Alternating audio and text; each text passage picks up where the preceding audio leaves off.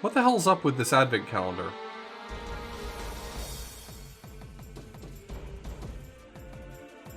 Every other year's looks completely normal.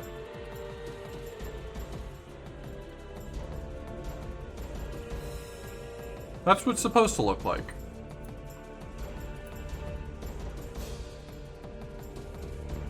Why is this one all fucked up?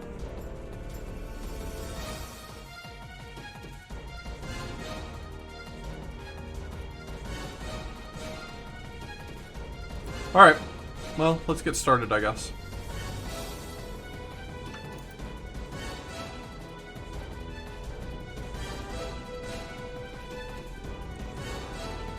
Alright, after saving Christmas 5 years in a row, you decide to take... Well, I've only solved 2 of the years. After saving Christmas 5 years in a row, you've decided to take a vacation at a nice resort on a tropical island. Surely Christmas will go on without you. Tropical Island has its own currency and is entirely cash only. The gold coins that used there have little picture of starfish. The locals just call them stars. None of the currency exchanges seem to have heard of them, but somehow you'll need to find 50 of these coins by the time you arrive, so you can pay the deposit on your room. To save your vacation, you need to get all 50 stars. Collect stars by solving puzzles. 2 puzzles will be made available each day in the advent calendar. The second puzzle is unlocked when you complete the first. Each puzzle grants 1 star. Before you leave, the elves in accounting need you to fix the expense report. Apparently something isn't quite adding up. Specifically, they need you to find the 2 entries that sum to 2020 and then multiply those 2 numbers together. For example, suppose your expense report contained the following.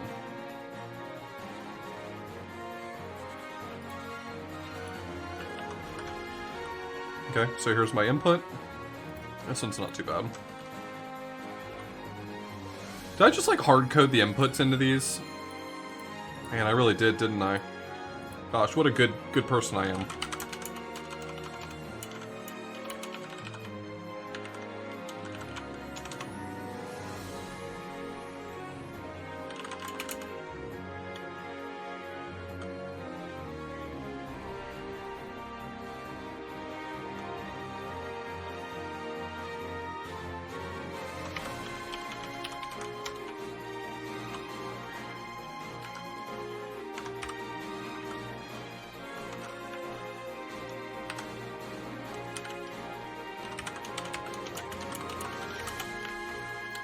Okay, so put them all into a set.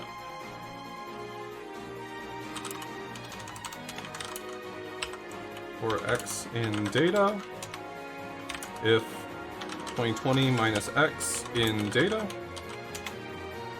print x times 2020 minus x.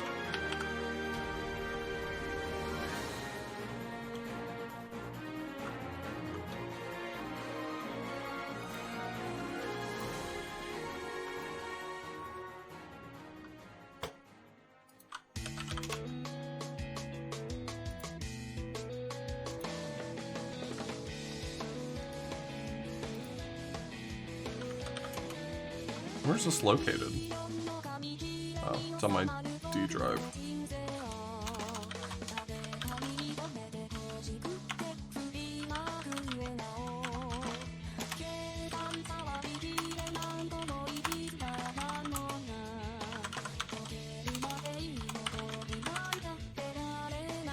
Cool, why is Python...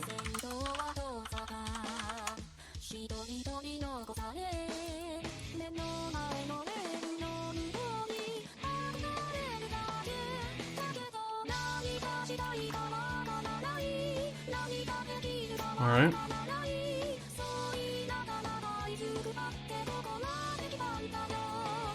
The elves in accounting are thankful for your help. One of them even offers you a starfish coin they had left over from a past vacation. They offer you a second one if you can find 3 numbers in your expense report that meet the same criteria. Using the above example again, the 3 entries that sum to 2020 are blah blah blah. Multiplying them together produces the answer, whatever. 3 entries that sum to 2020. Okay?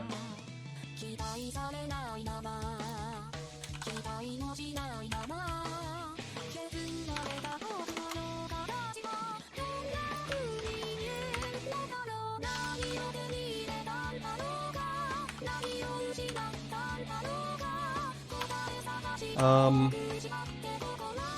need it ordered, otherwise this is going to be slow still. Are all of the numbers guaranteed to be unique? I really doubt they are. Sure, fine. For X in data, for Y in data, if X not equal to Y, and 2020 minus X minus Y in data.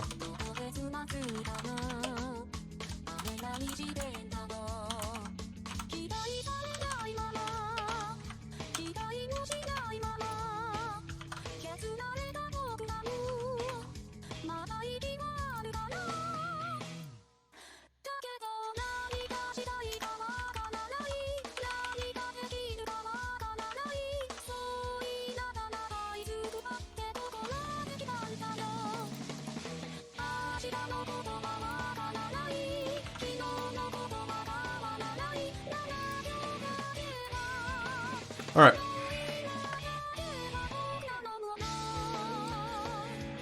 Your flight departs in a few days from the coastal airport. The easiest way down the coast from here is via Toboggan. The shopkeeper at the North Pole Toboggan rental shop is having a bad day. Something's wrong with our computers. We can't log in. You ask if you can take a look. Their password database seems to be a little corrupted. Some of the passwords wouldn't have been allowed by the official Toboggan corporate policy that was in effect when they were chosen. To try to debug the problem, they've created a list of passwords and corporate policy when the password is set. For example, suppose you have the following list. Each line gives the password policy, and then the password. Password policy indicates the lowest and highest number of times a given letter must appear for the password to be valid. For example, 1 through 3A means that the password must contain A at least one time and at most 3 times. 2 passwords are valid. The middle password is not. Contains no instances of B, but needs at least 1. The first and third passwords are valid. They contain 1A or 9C, both within the limits of their respective policies. How many passwords are valid according to their policies?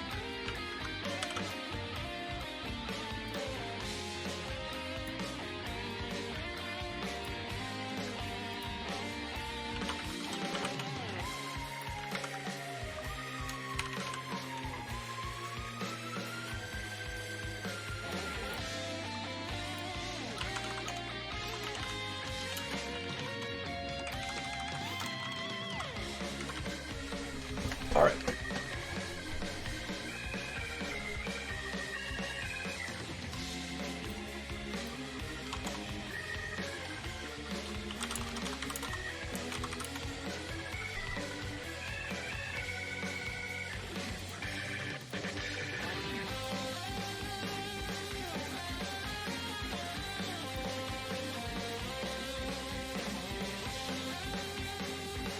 Line and input.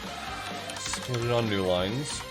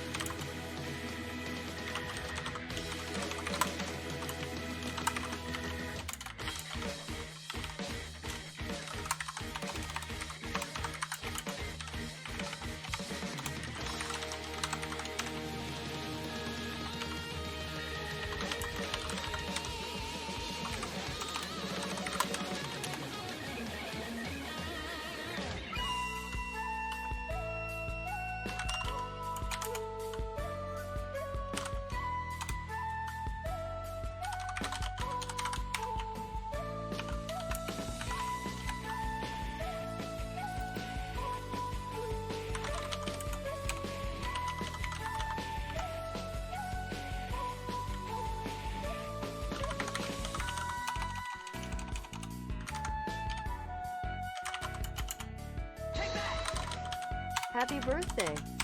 Kayla, thank you so much for the $20. I appreciate it. That's really kind of you.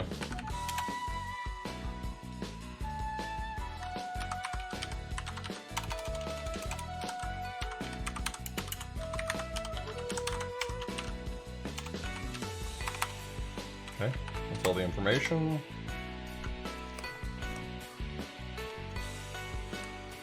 Throw the password into a histogram.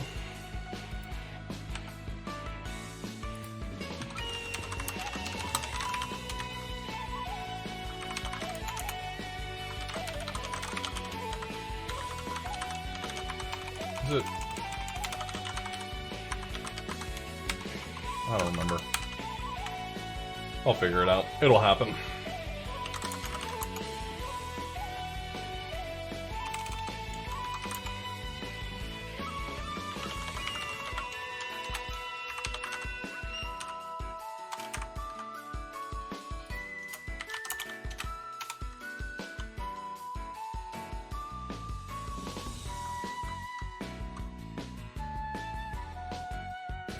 I saw that prompt. It seemed like it would be up. Oh my god. It seemed like it'd be right up your alley, Rum Rusher.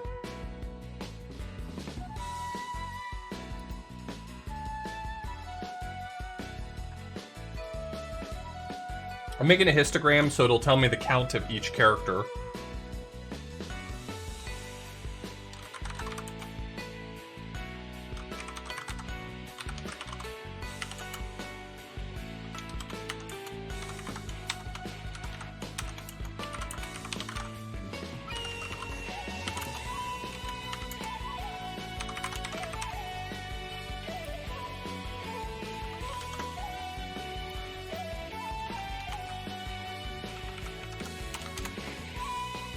So, what I'm doing here, I'm parsing it all out, and basically what I'm doing is I'm creating a histogram where the default value for any key is 0.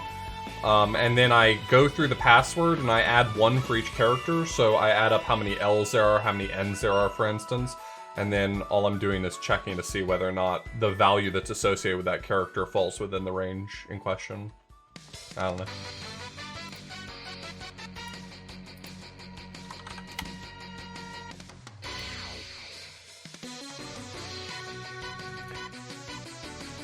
Shopkeeper suddenly realizes that he just accidentally explained the password policy rules from his old job at the sled rental place down the street. The official Toboggan corporate policy actually works a little differently. Each policy describes 2 positions in the password, where 1 means the first character and 2 means the second character, and so on. Be careful, no index 0. Exactly one of these positions must contain the given letter.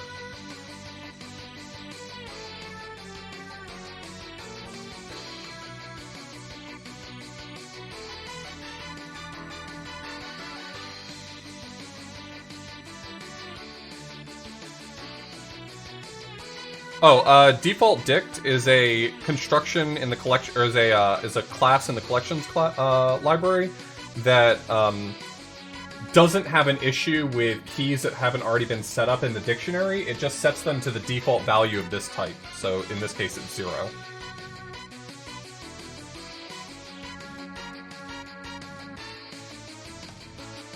So if there is nothing associated with that key in this dictionary, it's assumed to be 0. Which allows me to do something like adding 1 to it trivially, because I don't have to make sure that it already... Like, I could do this with just a normal dictionary and just say, if it doesn't appear in the histogram, set it to 1. If it does appear in the histogram, add 1. So...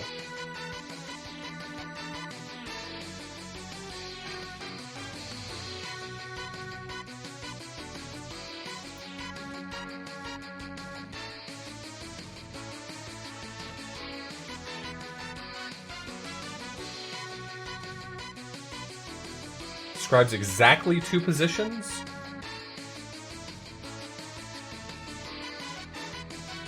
So it's not a range, it's 2 positions. It's not all the values in that range. Got it.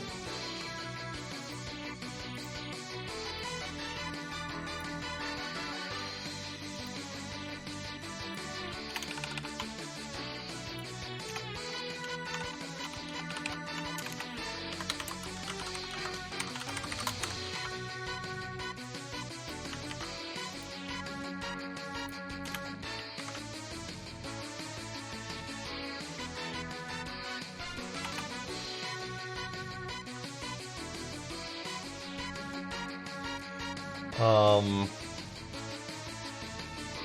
mean, okay.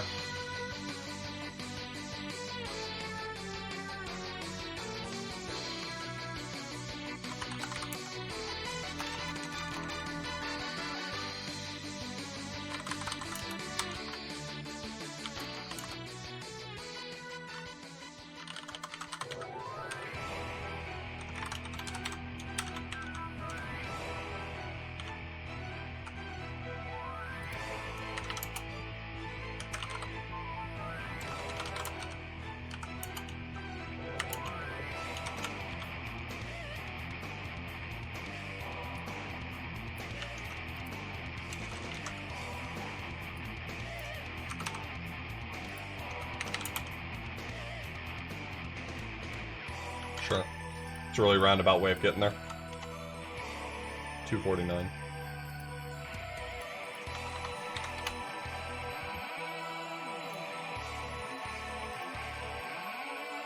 Alright, toboggan trajectory. With the toboggan login problems resolved, you set off toward the airport. While travel by toboggan might be easy, it's certainly not safe. And there's very minimal steering, and the area is covered in trees.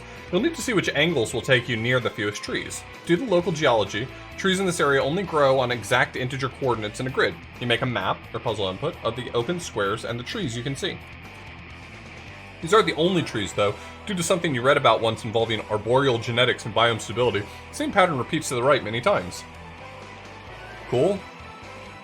Start on the open square in the top left corner and need to reach the bottom below the bottommost row on your map. The toboggan can only follow a few specific slopes, starting by counting all the trees you would encounter for the slope. Right 3, down 1. Huh? Oh, hold on.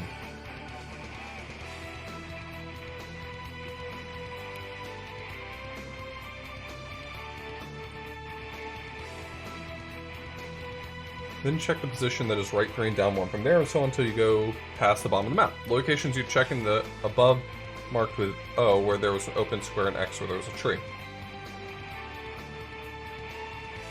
Oh, okay. That's not too bad. Sure.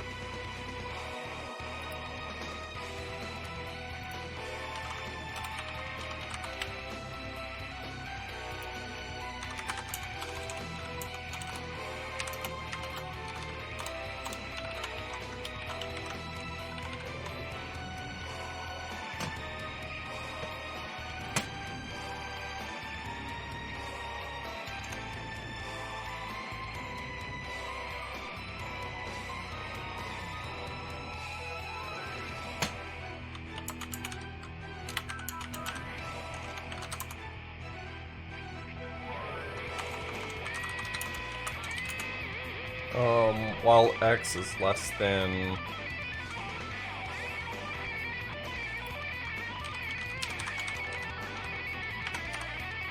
While X is less than...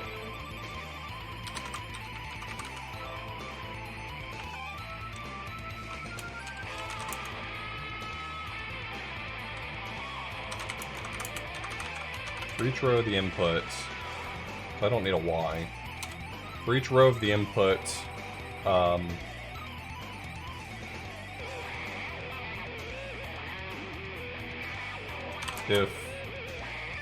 if row at X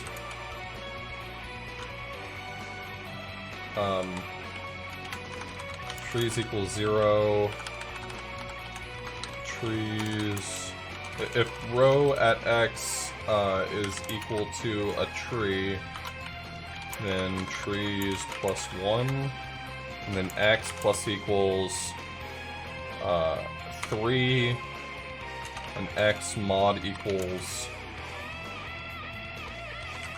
length of the row.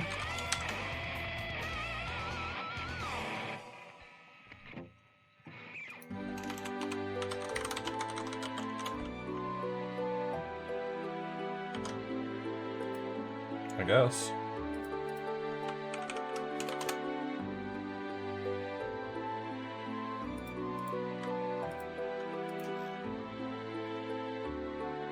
Oh, this is my puzzle input.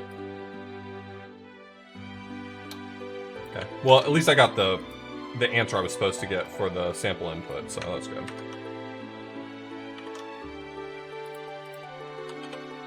$2.99.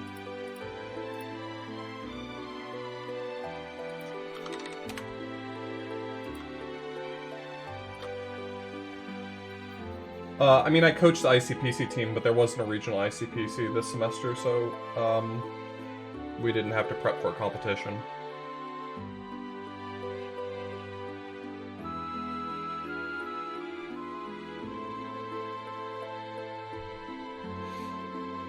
Time to check the rest of the slopes. You need to minimize the probability of a sudden arboreal stop, after all. Yeah, there were just no in-person ones. They may do something next semester, but we just didn't get any word of any ICPC competitions happening this semester. Our typical regional one at least was cancelled.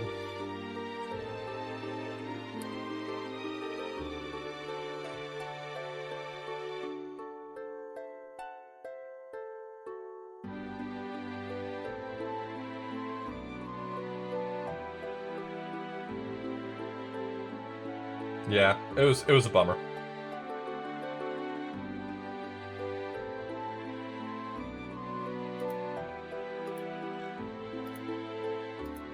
Okay, so I'll do this the other way now.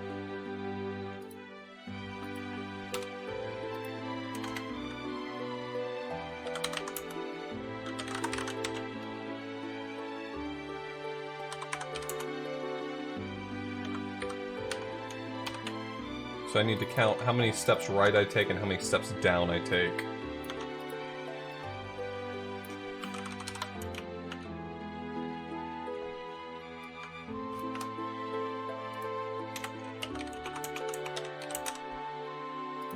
While y is less than line of input.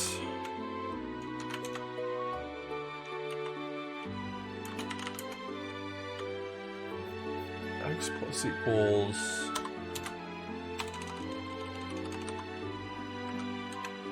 y plus equals down. If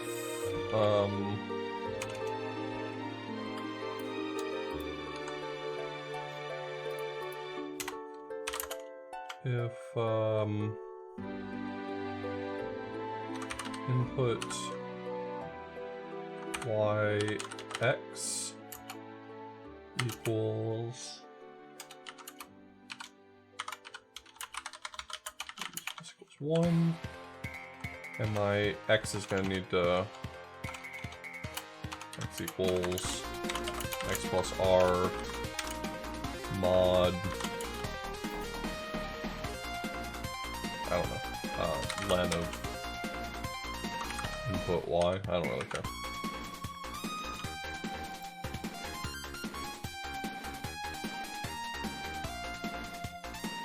Sure, that works for me. Return trees. So this should be the 3 right, 1 down. That should give me the same answer I just had. Yep. Okay.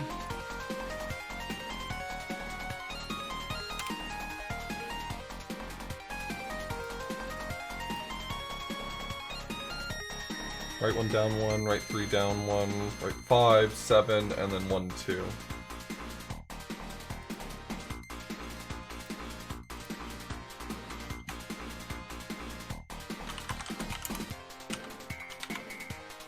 Right 1 down 1, right 3 down 1, right 5 down 1, right 7 down 1, and right 1 down 2.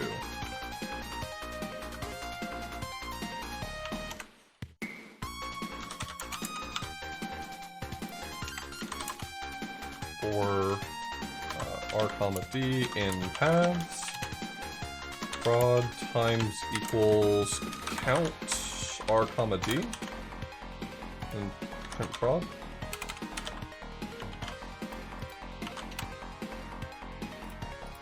Number's big.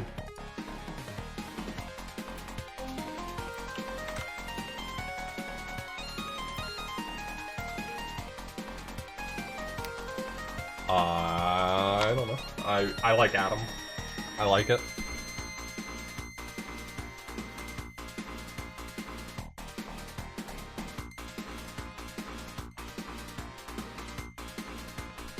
Alright. You arrive at the airport only... I'll never let myself get into a... You're looking for my opinion. My opinion is that I use Atom and I don't use a lot of the other ones, so I don't really have strong opinions about them. But I'll never get suckered into a war over IDs and development environments and all that stuff. You arrive at the airport only to realize that you grabbed your North Pole credentials instead of your passport. While these documents are extremely similar, North Pole credentials aren't issued by a country and therefore aren't actually valid documentation for travel in most of the world. It seems like you're not only having one problem, not the only one having problems though. A very long line is formed for the automatic passport scanners, and the delay could upset your travel itinerary. Due to some questionable network security, you realize you might be able to solve both of these problems at the same time. The automatic passport scanners are slow because they're having trouble detecting which passports have all required fields. The expected fields are as follows: birth year, issue year, blah blah blah. Passport data is validated in batch files, your puzzle input. Each passport is represented as a sequence of key value pairs separated by spaces or new lines.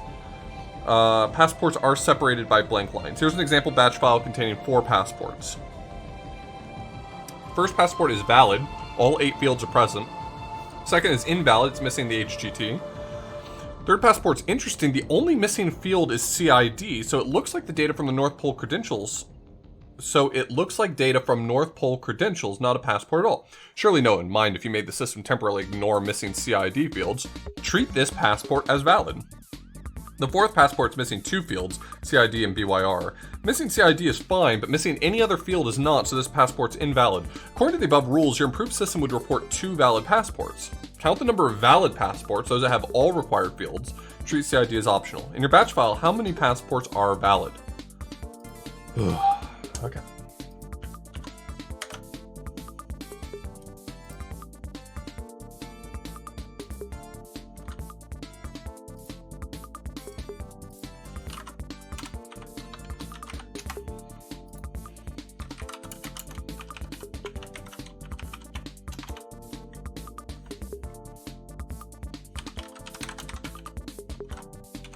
I'm going to split it on double new lines, so that should separate all the passports out.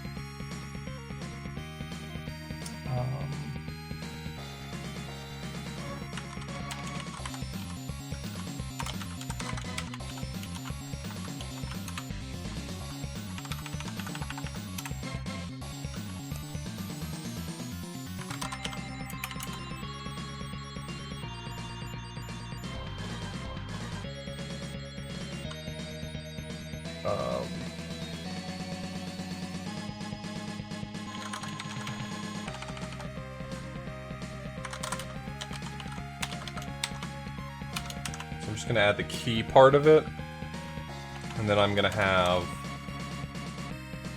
do something like if the length of the set of all of the terms I'm supposed to have, what?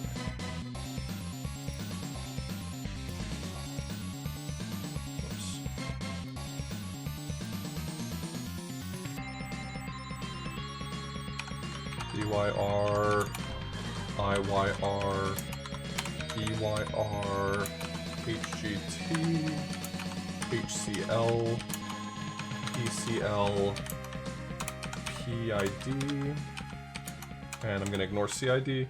If the length of this set right here minus terms equal to 0, turn true. I'll just return whether or not it's equal to 0. I think set subtraction works the way I want it to. I don't know.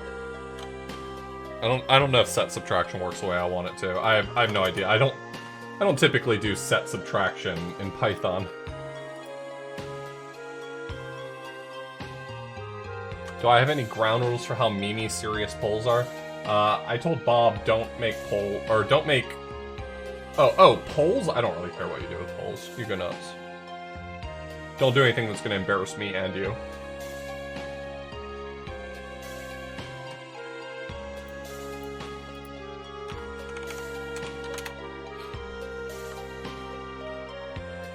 That code didn't print anything.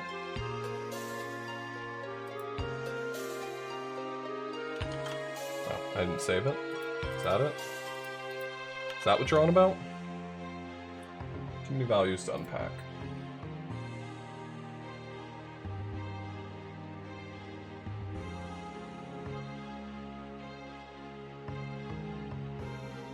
Oh, when it comes to the prediction stuff, I'd really prefer if it's not something that I choose the outcome to.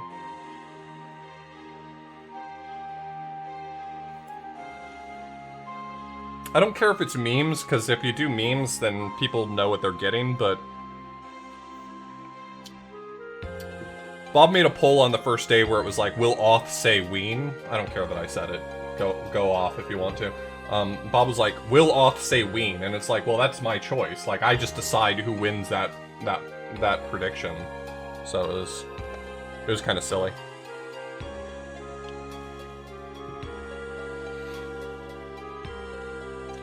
Why did that not work? Oh, you know what? Maybe some of these have a colon in the right-hand side of them?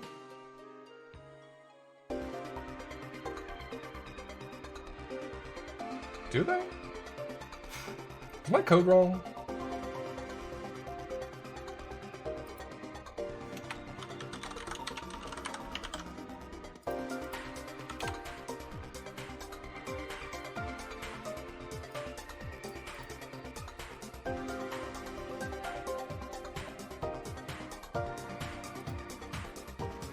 What's wrong with that, buddy? Heart.split colon.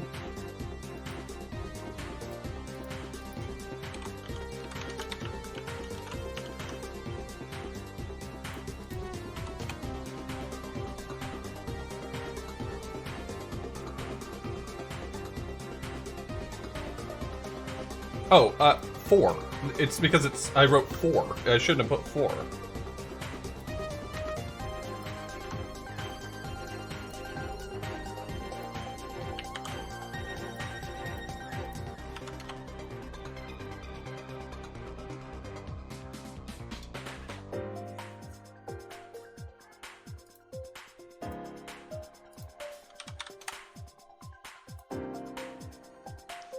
Line's moving more quickly now, but you overhear airport security talk about how passports with invalid data are getting through. Better add some validation, quick. You can continue to ignore the CID field, but each other field has strict rules about what values are valid for automatic validation.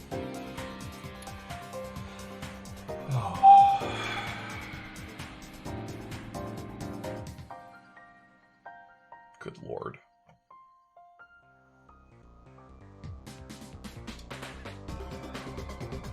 Yeah, this one's really fucking tedious. No kidding.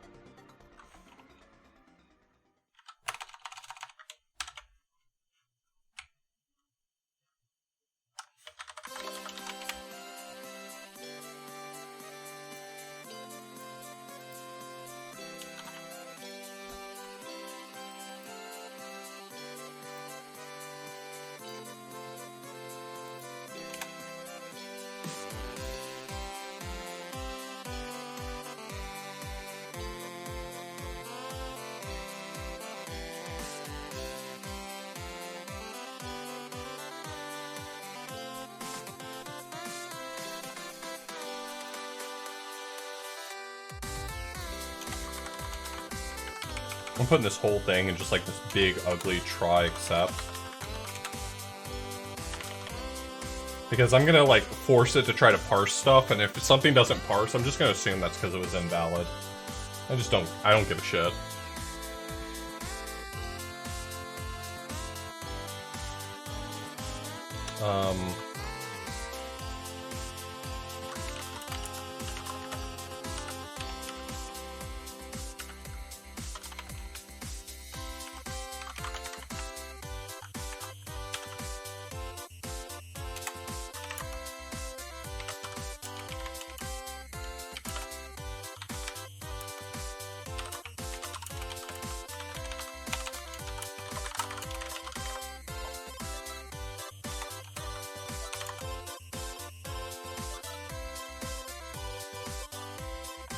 What is the prediction right now?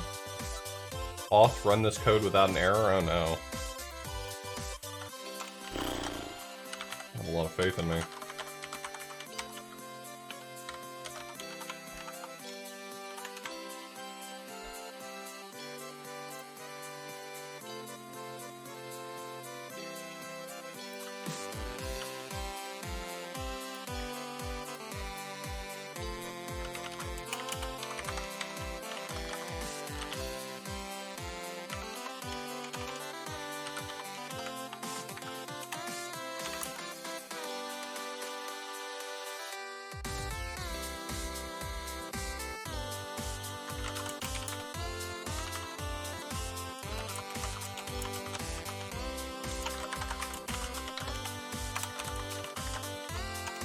Sure there's a better way to write this that I won't figure out and don't care about.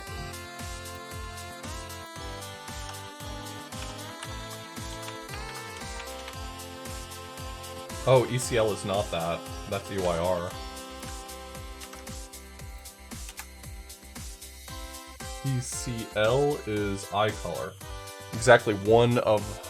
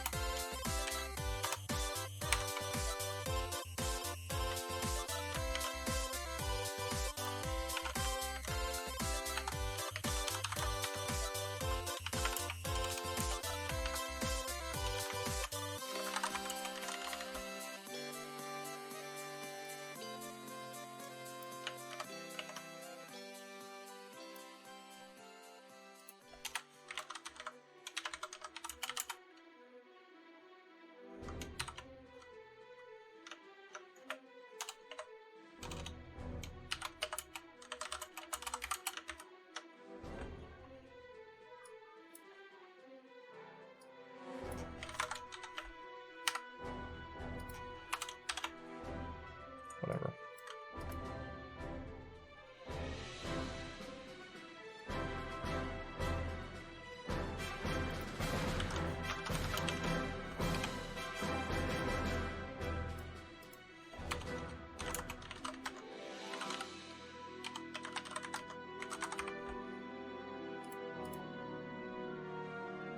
HCL.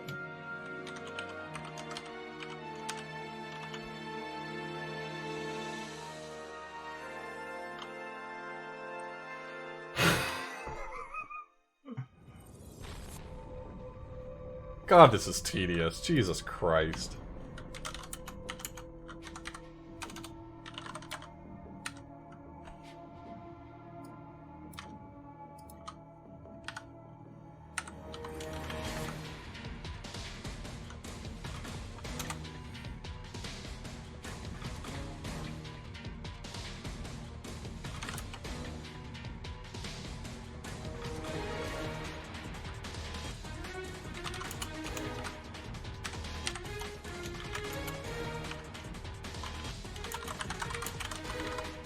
I could do this with regular expressions, but I could also just not spend the rest of my life on regular expressions.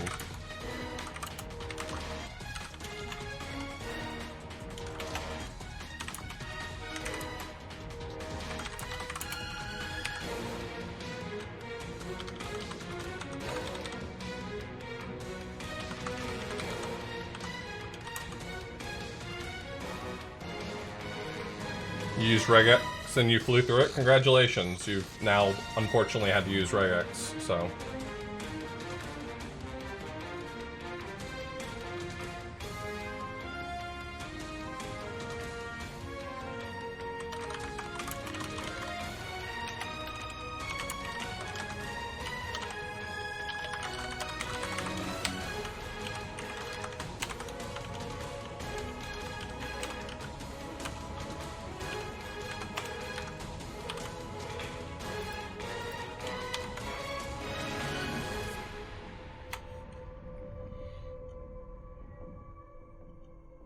Number followed by either CM or IM.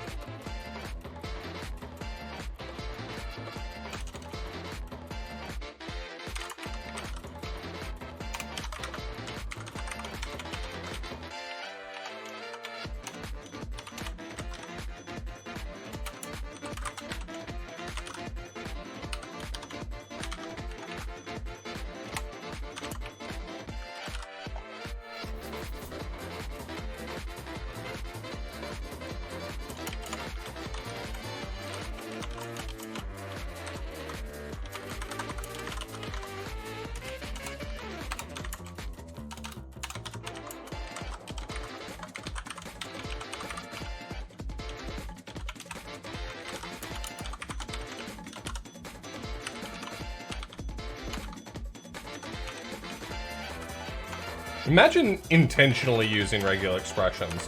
Imagine being that person, intentionally using regular expressions.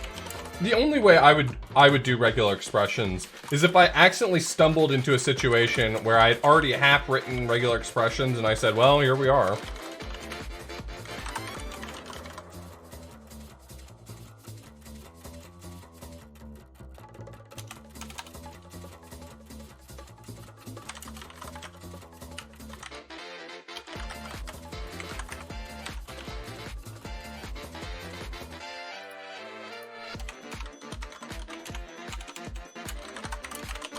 I need a else return false after all these.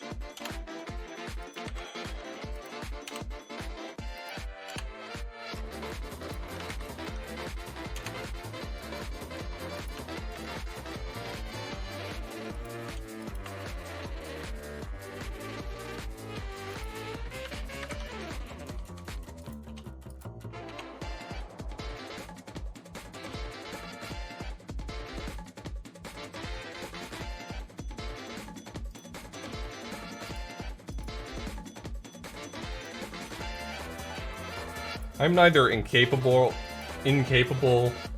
nor ignorant to how to write regular expressions. I just... No thanks.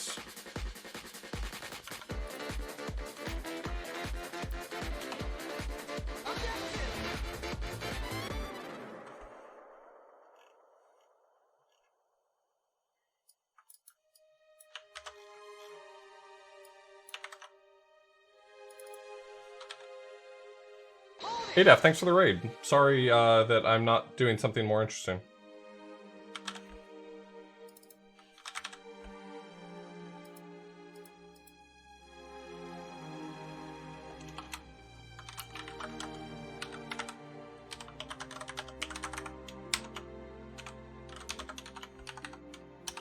Welcome everybody, we're doing Advent of Code.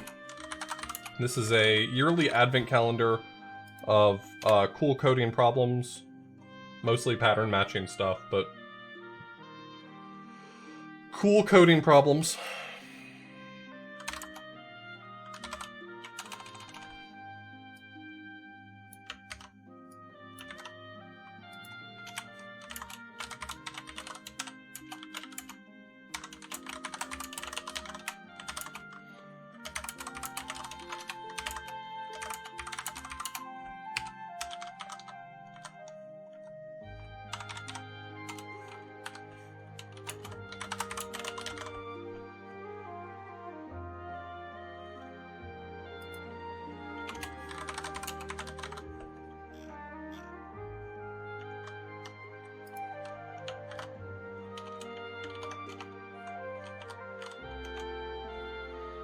0.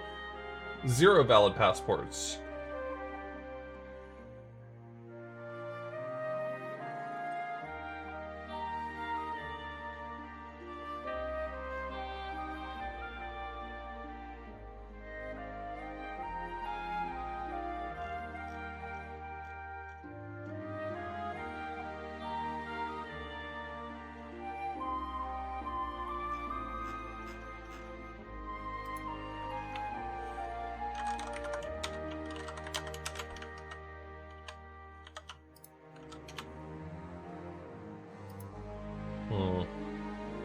Well, that's not promising.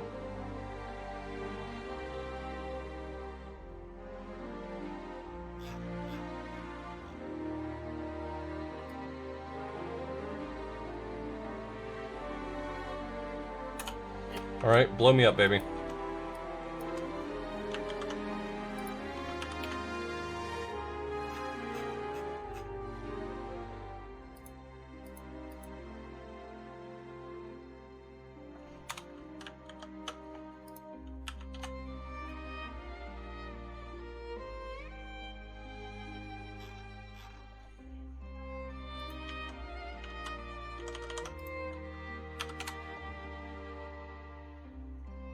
Still got 0 on that one.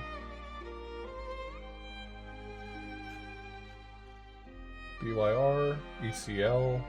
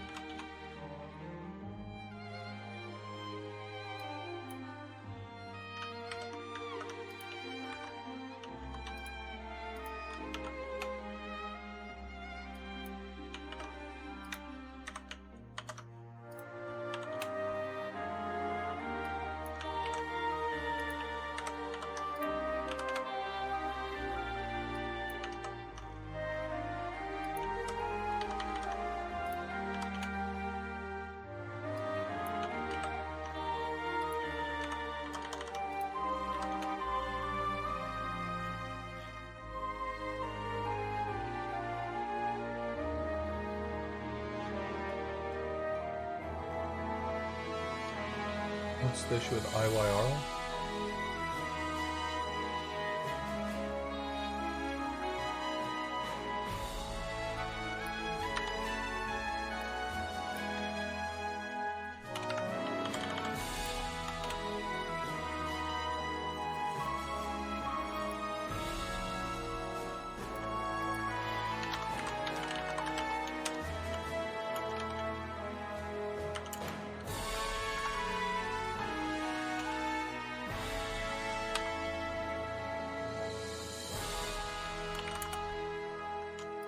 Jesus.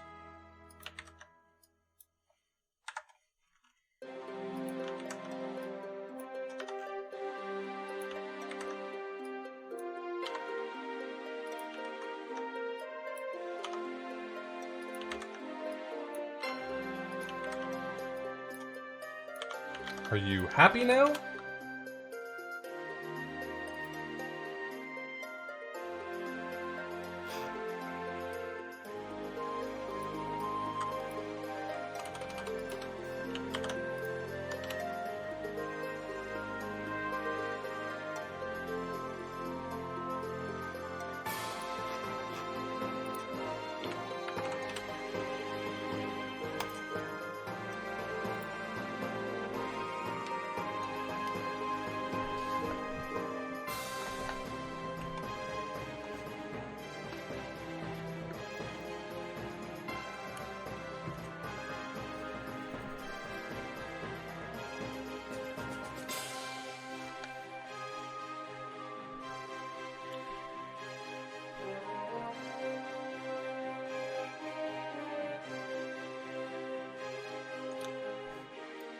I'm certainly capable of debugging without using print statements, but no option was faster for me than that.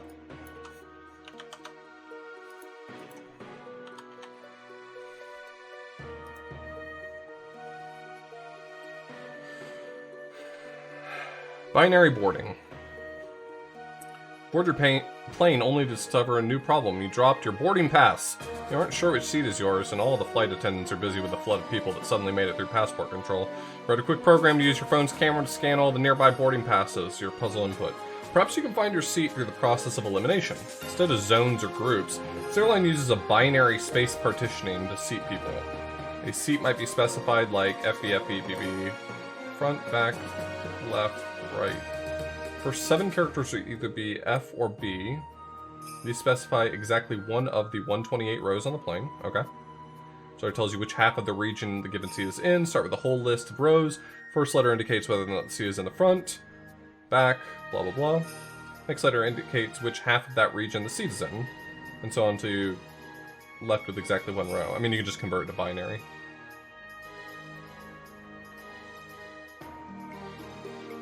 Last 3 columns will either be L or R. These specify one of the 8 columns of seats on the plane, numbered 0 through 7. Same process as above proceeds again, this time with only 3 steps.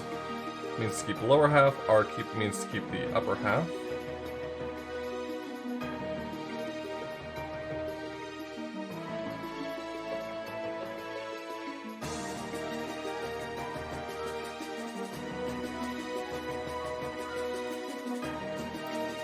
Tried to translate it for me. Roy Mart, thank you for gifting subs. I kind of want to see if I can do this in a clever way.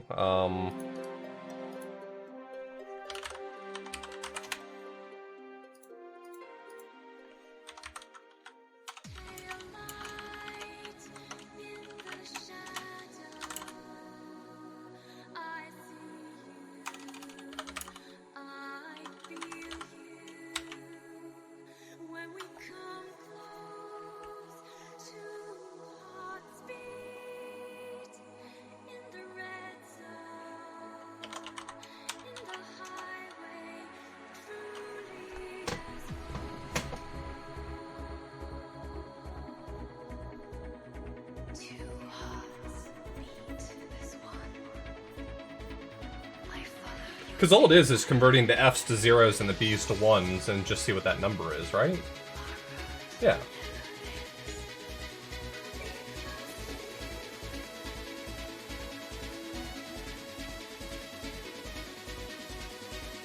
Yeah. That should work.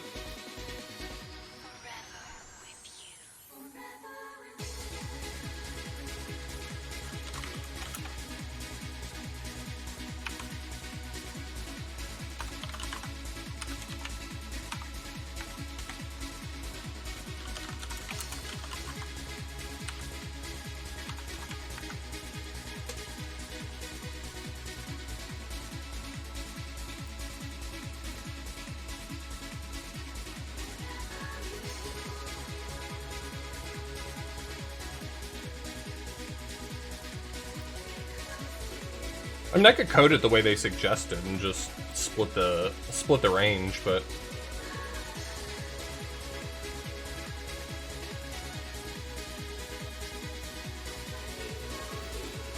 isn't it also just find the one with the most leading Fs?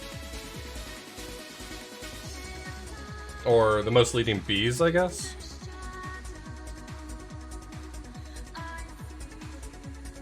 Does that work?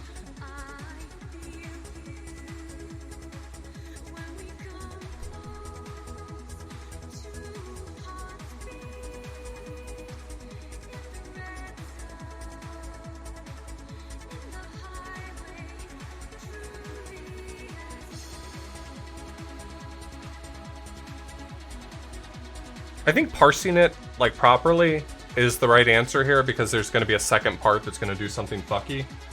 But, like, you could just figure out... You could just find... You could just keep a best one you've seen, right? The best one you've seen is the one that has the most leading Bs. You just compare one to the other, and if there's a B and an F in the same spot, you prioritize the one with the B, and you just keep going.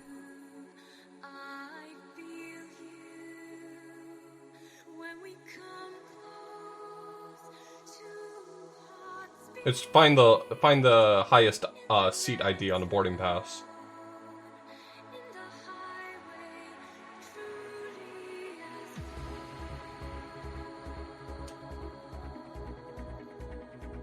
I mean, if there weren't a second part to this, that would be the easy or that would be the right solution. It would be the fastest possible solution.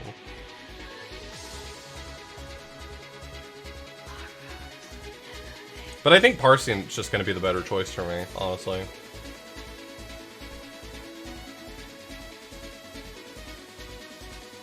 I mean, I think part 2 is going to decide for me that I think part 2 is going to decide that this is the better choice to just parse it in advance, rather than trying to be too clever, you know what I mean?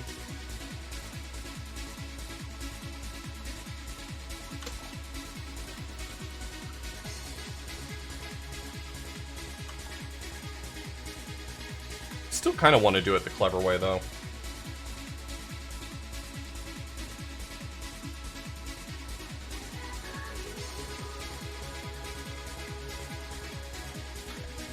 There's a string translate method, isn't there? Hold on a second.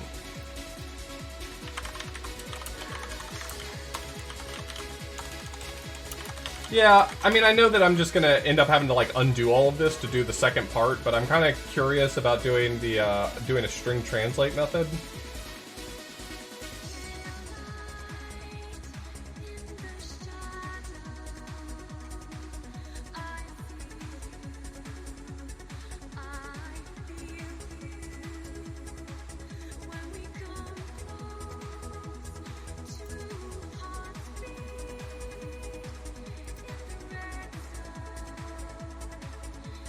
Hold on a second. I'm trying to find the translate method in the string class. I've never used it before because it's honestly got a fairly narrow use case, but like, could be fun?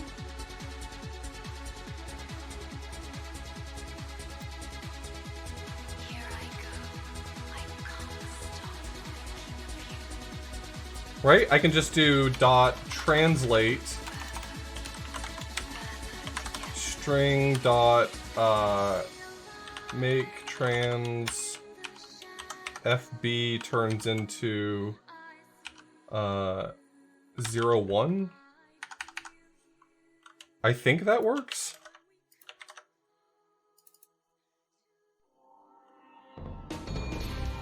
R keeps the upper half, so it'd actually be LR to 0, 1.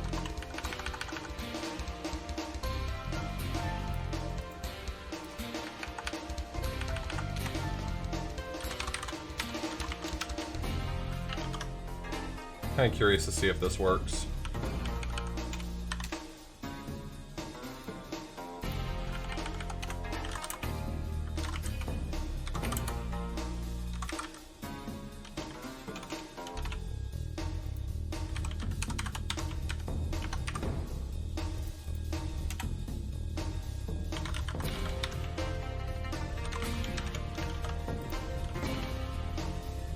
Yeah, that works.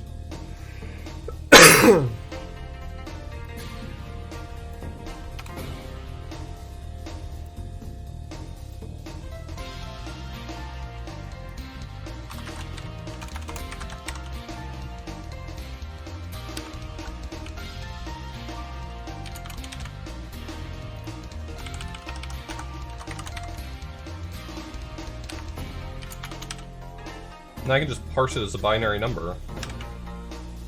I think that works.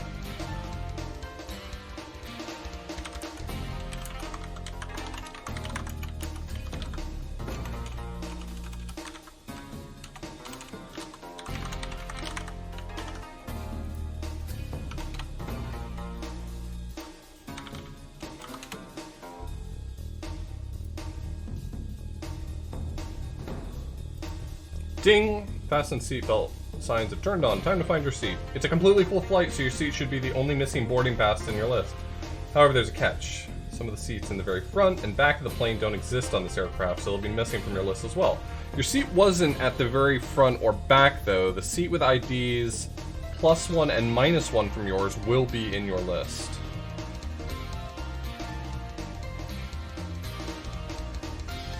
Good job, Doysum.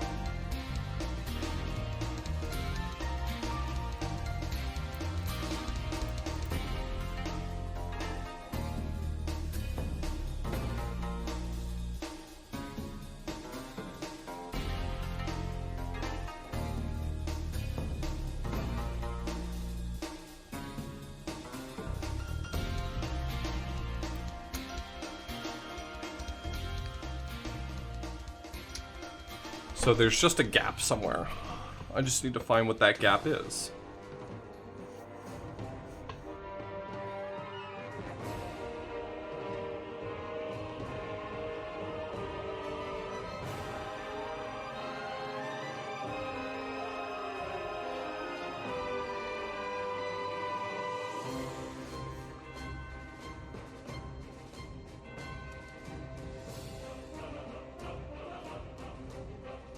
I'm trying to think if there's like a really clever algorithm for this.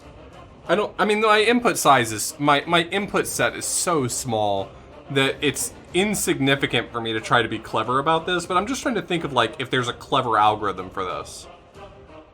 Like you could do some sort of like disjoint set data sets where every time you find a value that's right in between the boundaries of two sets. I just don't think it's worth it, though.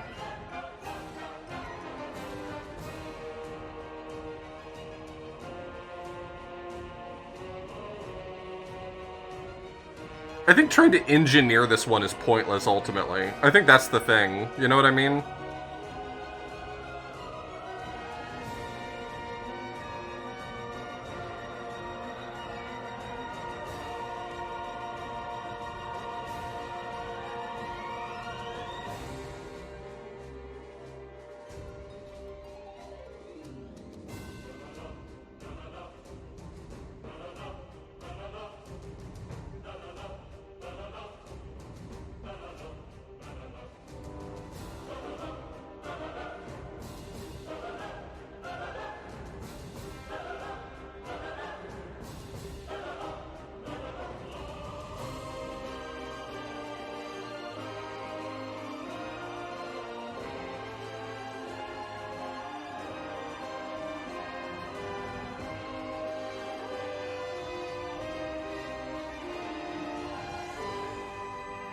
Well, order N is definitely possible. You just put everything into a set and look them up.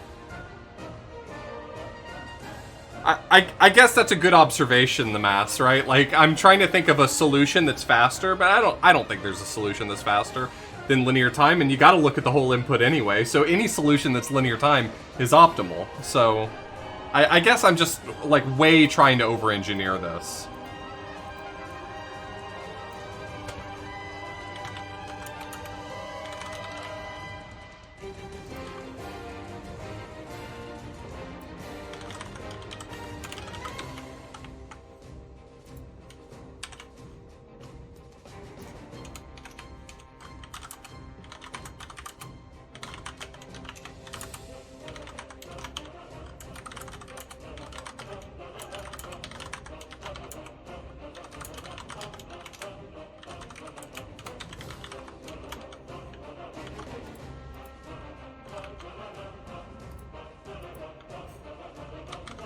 Well, that's not the answer I had.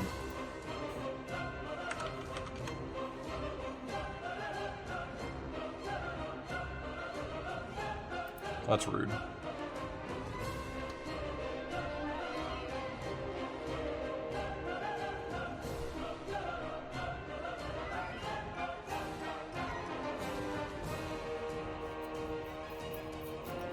I guess we get to wait.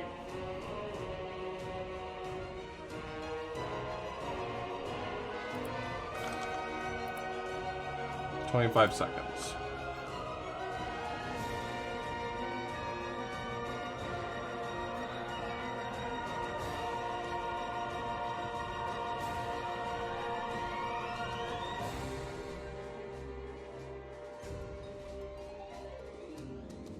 Ba-da-da, ba-da-da, ba-da-da, ba-da-da, ba-da-da, ba-da-da.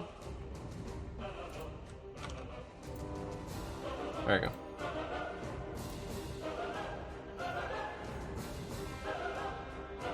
Day 5 in the books, baby.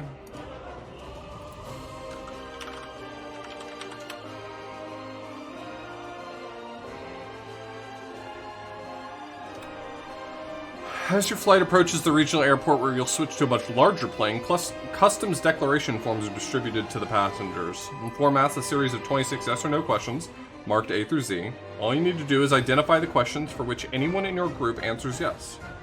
Identify the questions for which anyone in your group answers yes. Since your group is just you, this doesn't take very long. However, the person sitting next to you seems to be experiencing a language barrier and asks if you can help.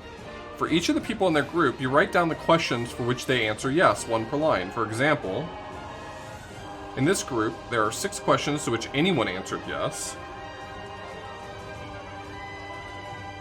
Another group asked for your help, then another, and eventually you've collected answers from every group on the plane. Each group's answers are separated by a blank line, and within each group, each person's answers are on a single line. For example, this list represents answers from 5 groups. The first group contains 1 person who answered yes to 3 questions. The second group contains 3 people. They answered yes to 3 questions. The third group contains 2 people. They answered yes to 3 questions. Fourth group contains 4 people. They answered yes to 1 question. And the last group contains 1 person who answered yes to only 1 question. In this example, the sum of these counts is 3, 3, 3, 1, 1, 11. For each group, count the number of questions to which anyone answered yes. What is the sum of those counts? All right.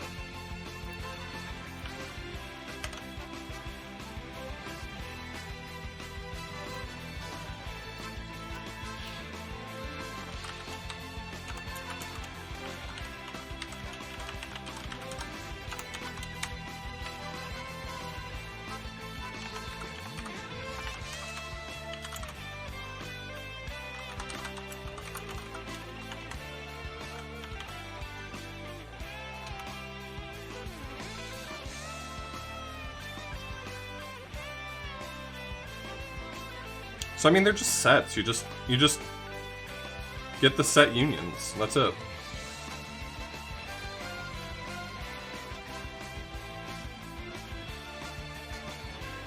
Okay.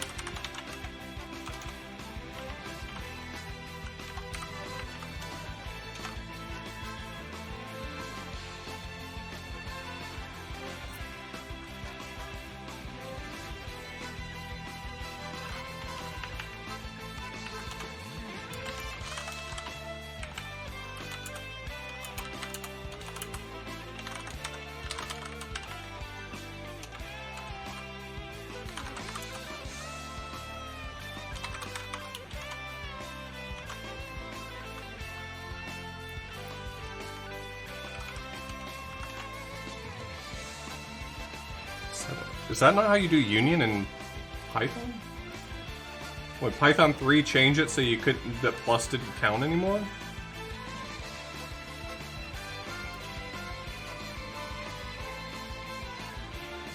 No, set union is with the or. Okay. 6947.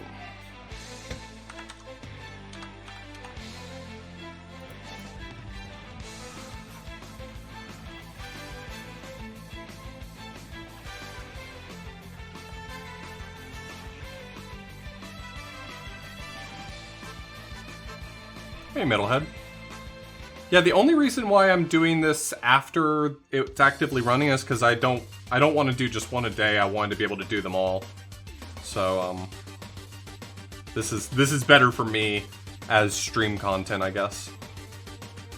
As you finish the last group's customs declaration, you notice that you misread one word in the instructions. You don't need to identify the questions to which anyone answered yes. You need to identify the question. Okay, so just change it to and. Okay.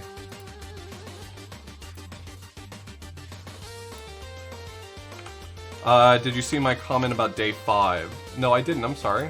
Let me check what you wrote. Road times 8 is a bit shift 3. Yeah.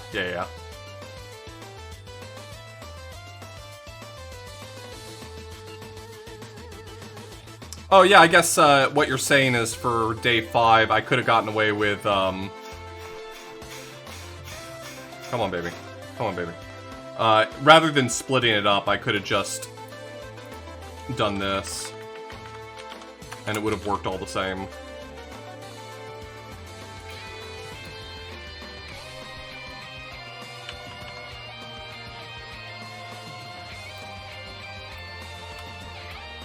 There.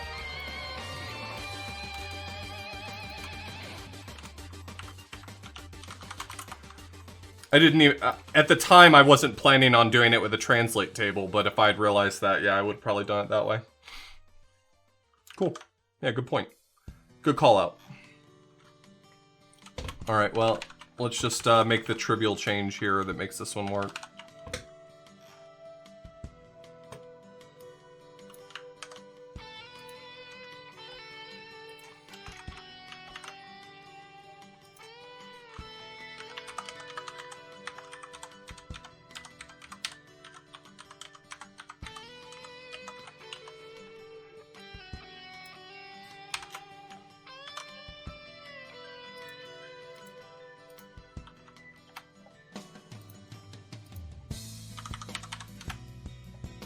Cool.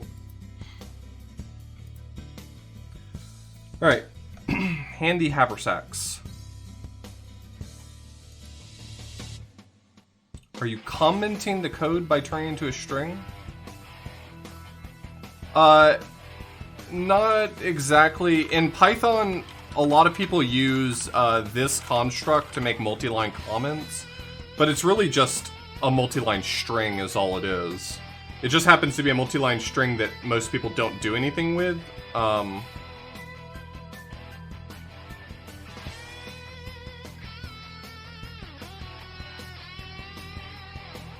But this is actually just a way to do multi-line strings in Python.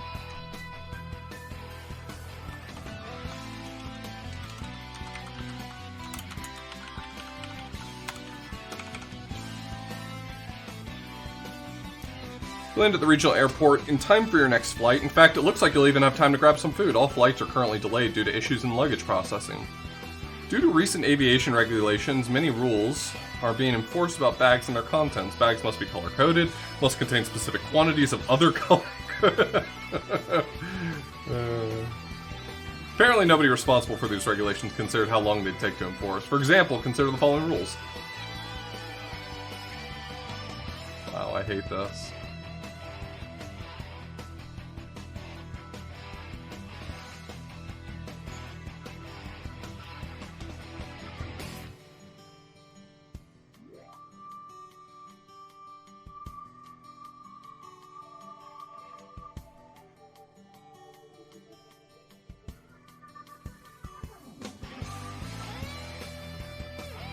Every vibrant plum bag contains 11 bags. Oh man, this sucks so much for that. You have a shiny gold bag. If you wanted to carry it in at least one other bag, how many different bag colors would be valid for the outermost bag?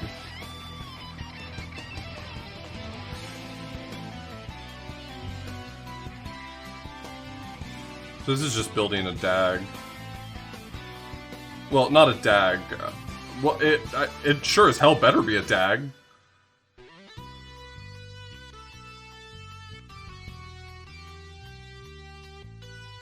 I'm not afraid to. Hey, I've written my fair share of regular expressions in my life.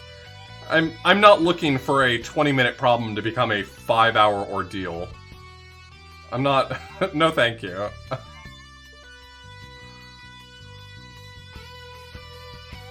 I assure you that most people aren't afraid to use regex. I don't think most people want to because it sucks. DAG is a directed acyclic graph. I've written a lot of regular expressions in my life. I have nothing to prove to anyone.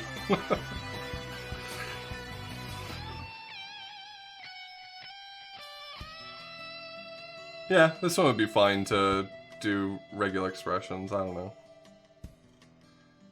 I mean, it's just as easy for me to parse with string parsing. It's consistent. Jesus Christ.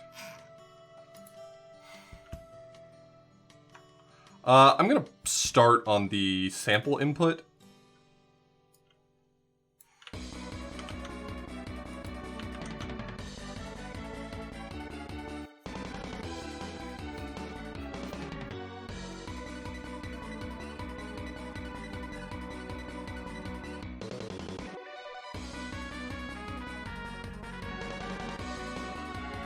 Yeah, so I'm saying it needs to be a directed acyclic graph because if there's a cycle in it, if a vibrant plum bag has to contain a faded blue bag and a faded blue bag has to contain a vibrant plum bag, you're now in infinite bag territory. So it has to be acyclic.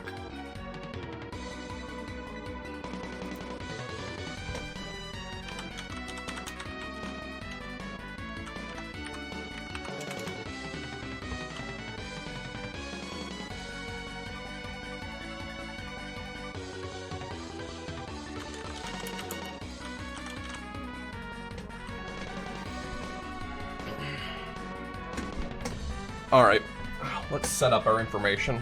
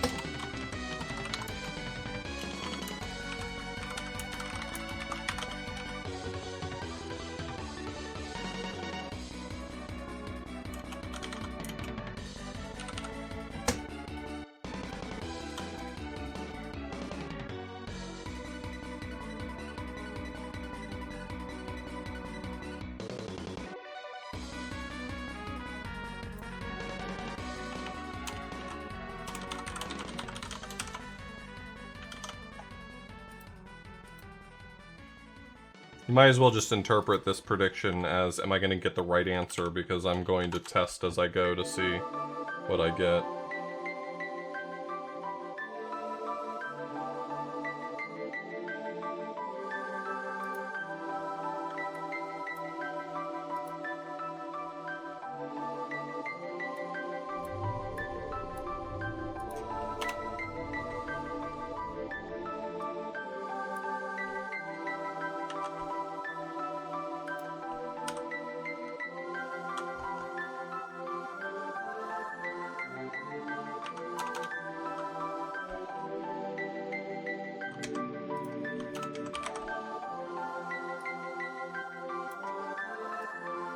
Is there a way to split a string a maximum amount of times? I just want to split one time.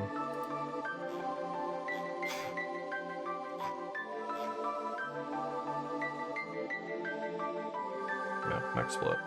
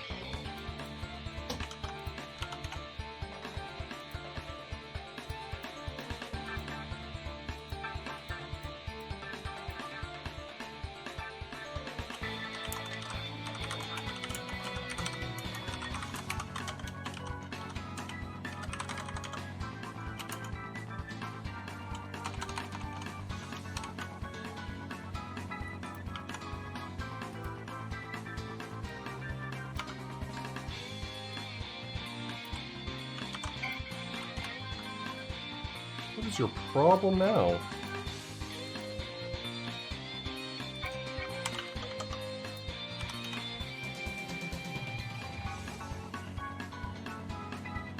Okay. The count doesn't really matter for this part, I don't think. But it will matter for the later one, so I don't mind parsing out the rules correctly. I mean, I had an error in some test code that I'm writing. If you're expecting me to write each and every one of these, like, in its entirety without me testing along the way, that's not happening, so...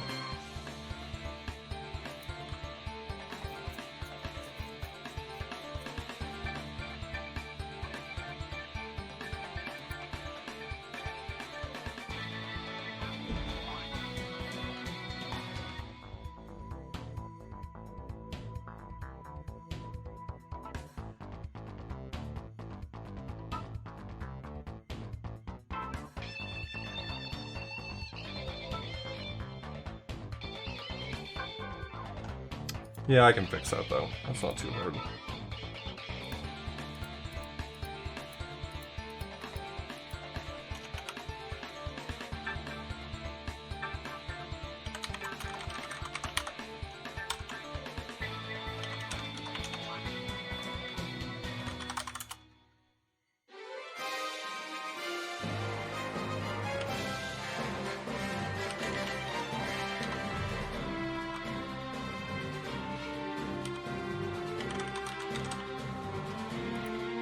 There, a lazy way to do it.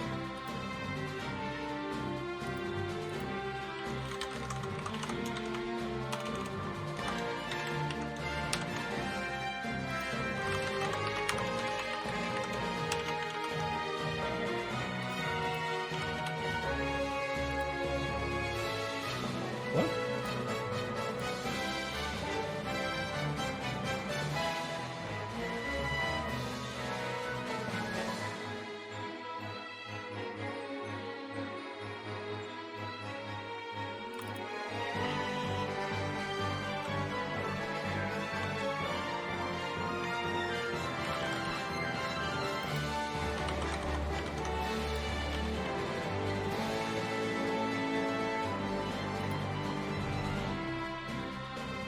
Oh.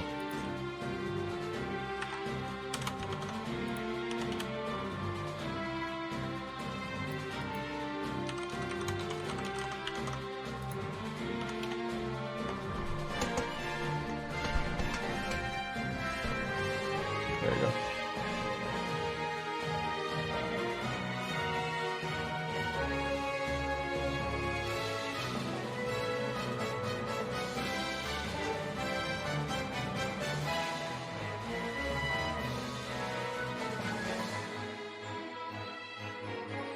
So I actually need to flip these rules, though.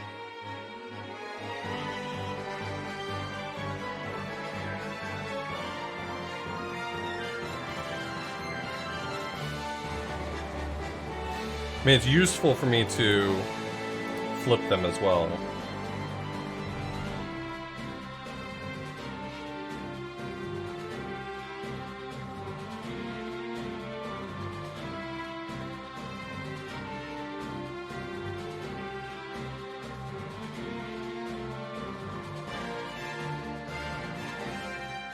I think it would be better to store this as a dictionary.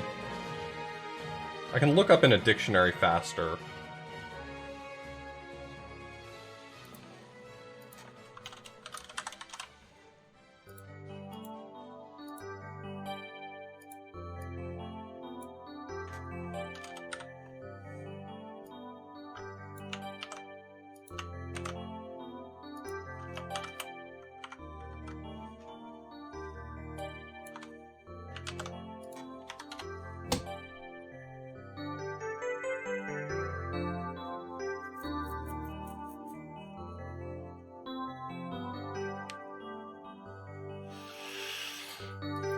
I'm like trying to prep, like I'm stupidly trying to prep for whatever part 2 is gonna be, which is dumb. I should write this, and if I have to change it, I have to change it.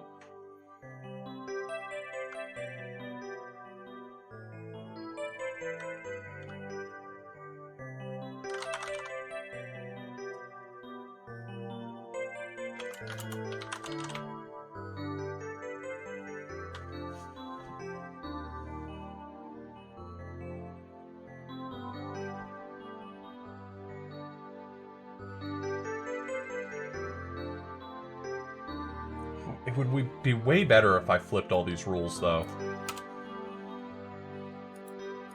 Like, that's just gonna make this work better if I flip all these rules, but I don't want to do it because it feels like a waste. But I'm sitting here spending so much time thinking about not doing it, right?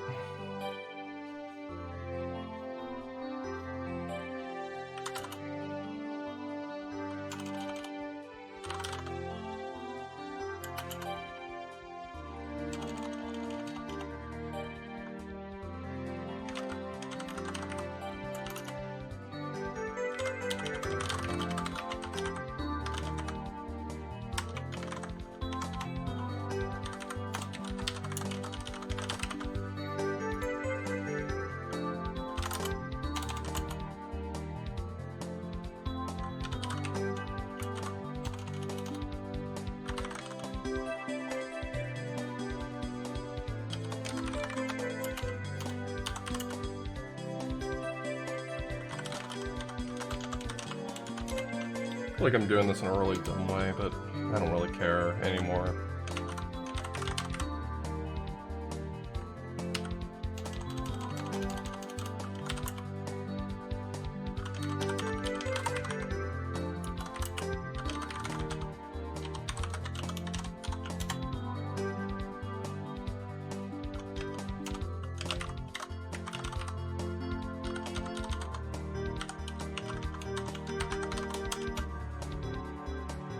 Okay, now I can write this as a breadth for search kind of thing, I guess.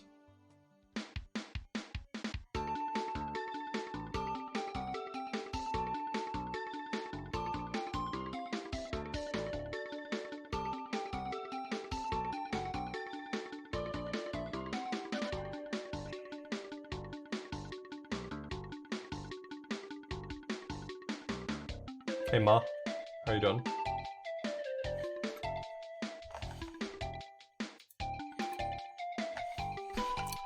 I don't know.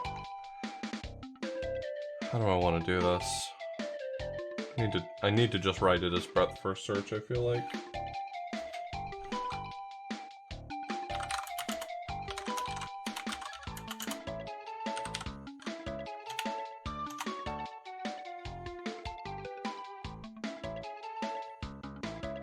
So I should start with shiny gold.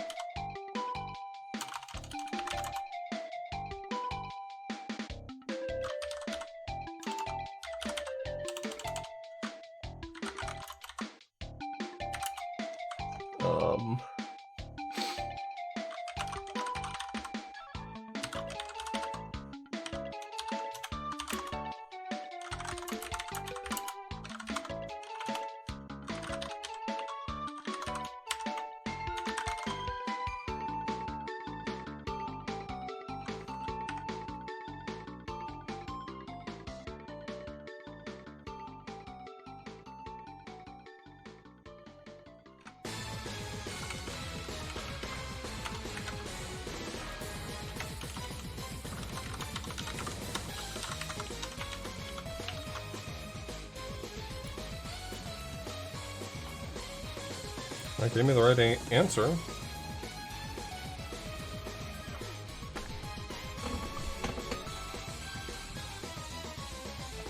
Thanks, Denny.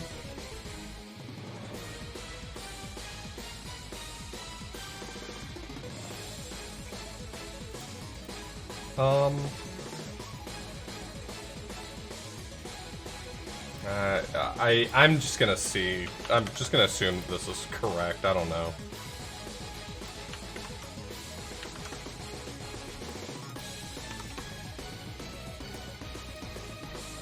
Wait. Okay. I knew it was gonna do this to me. Not because of the ticket price, because the ridiculous number of bags you need to buy.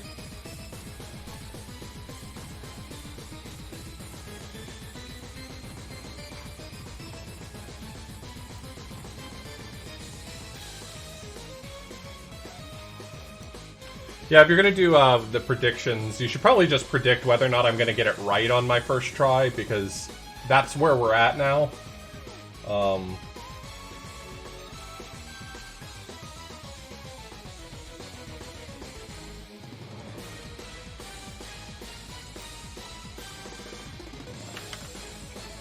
Like, I'm probably gonna have plenty of coding errors as I write more and more code, but...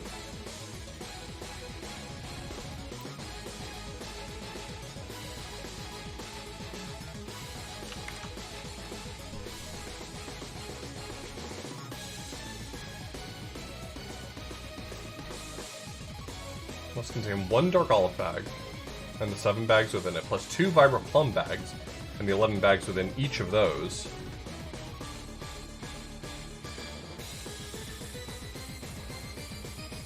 So... okay.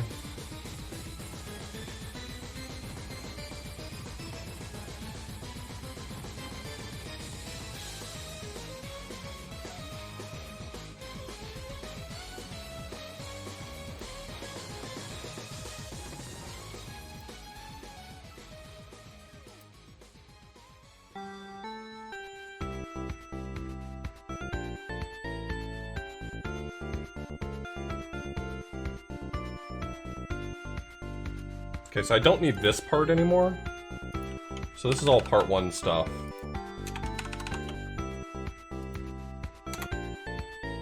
But I still need these rules. So we're gonna start at shiny gold and just count how many I need total? That's fine.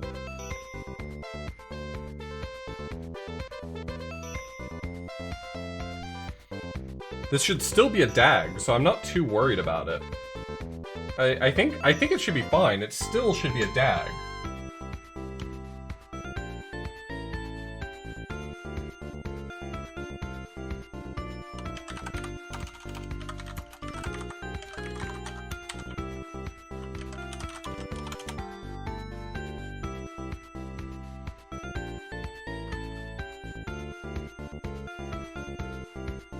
Shiny gold must contain 126 other bags. So the shiny gold probably doesn't count in that. So I need to subtract 1 from the final thing. So I'll say count total, given a color.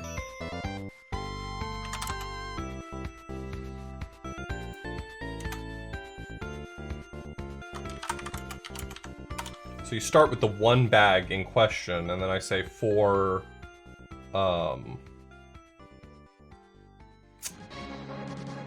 color, or for count and color in rules color,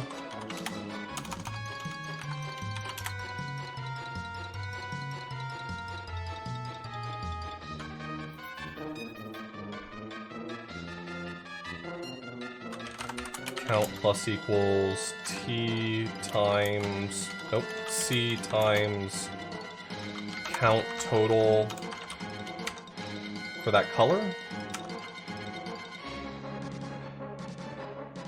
Oh no, oh, okay, hold on. Items. And that's a inner color and count.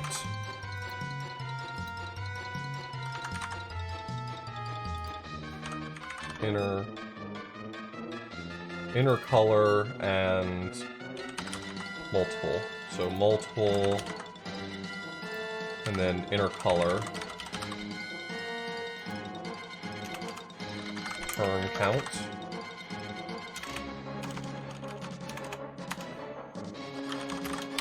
Count total shiny gold minus the 1. Okay, so I got 126 there.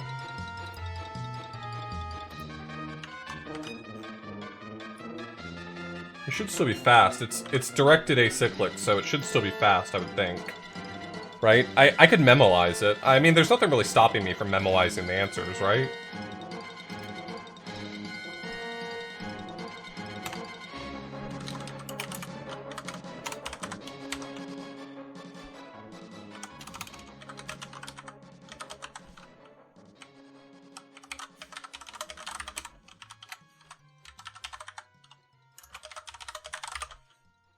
I mean, this is probably unnecessary, but I can just memorize it. I actually don't want to make it a default dict. That doesn't make sense. I want to know if there's nothing present for it. If color in memo, return memo of color, and return memo color equals count.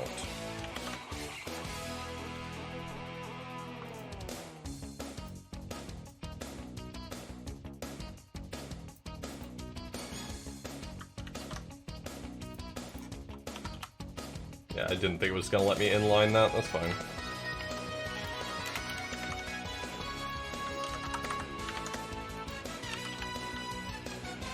One 664. That's a lot of bags. Hi, Mom.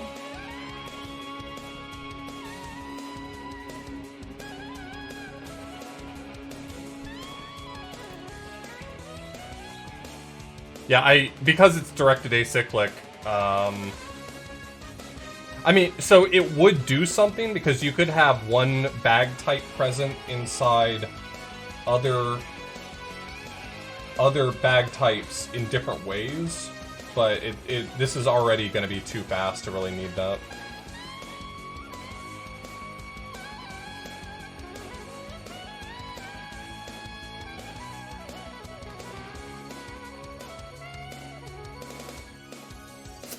Yeah, I guess it... I mean, if it's that large, memoization probably would make a pretty big difference. Your flight to the major airline hub reaches cruising altitude without incident. While you consider checking the in-flight menu for one of those drinks that come with a little umbrella, you're interrupted by the kid sitting next to you. Their handheld game console won't turn on. They ask if you can take a look.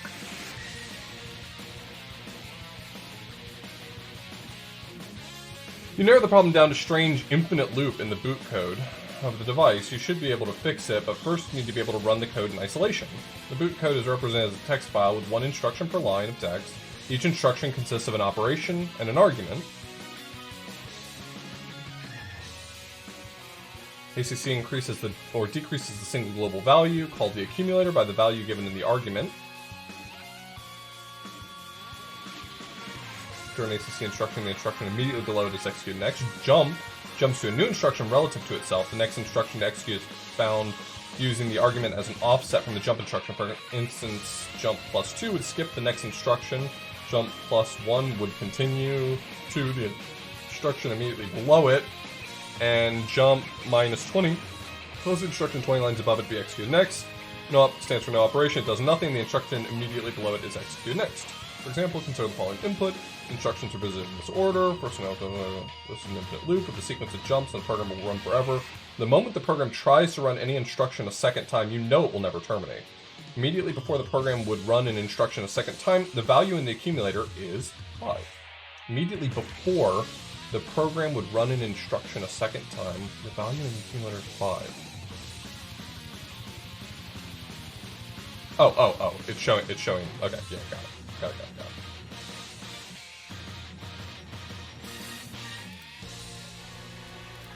Okay, I'll run it on the sample input first.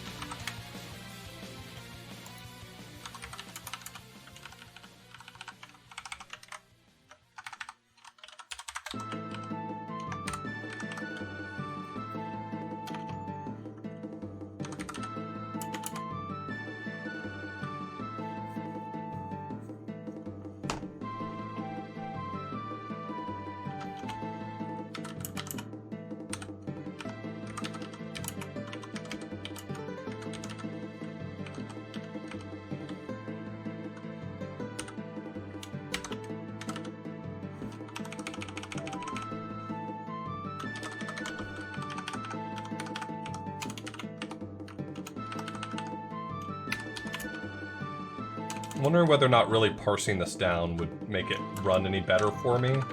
Like, I can really parse this down quite a lot.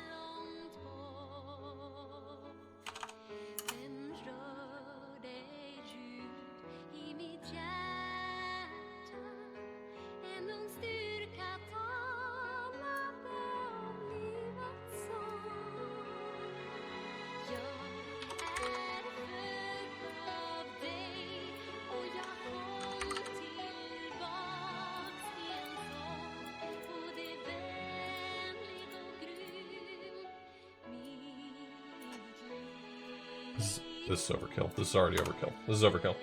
This is overkill. Stop it. Stop it. Stop. Overkill.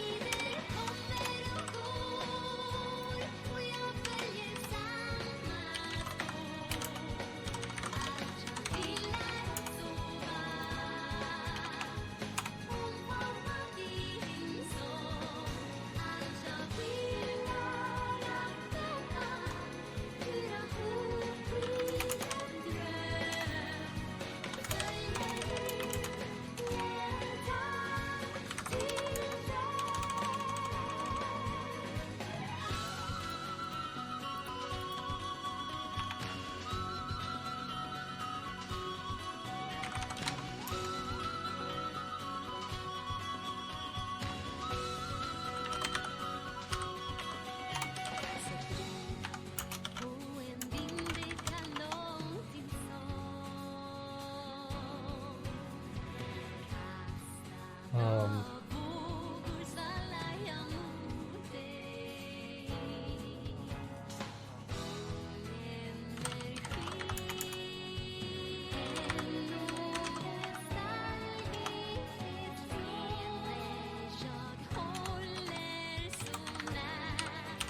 I'm just gonna none the operation. I should never come back to it, right?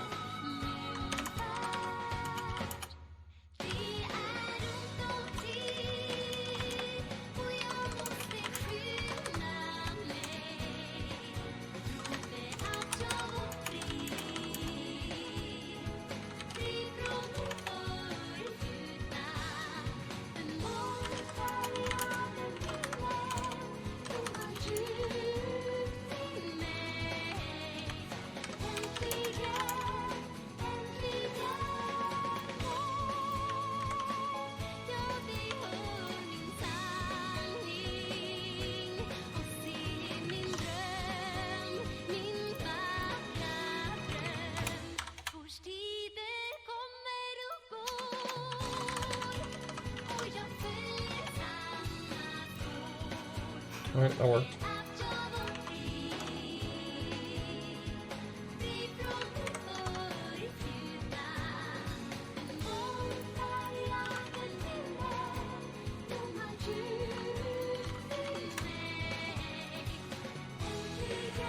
Exactly one instruction is corrupted. Somewhere in the program, either a jump is supposed to be a no-op, or a no-op is supposed to be a jump.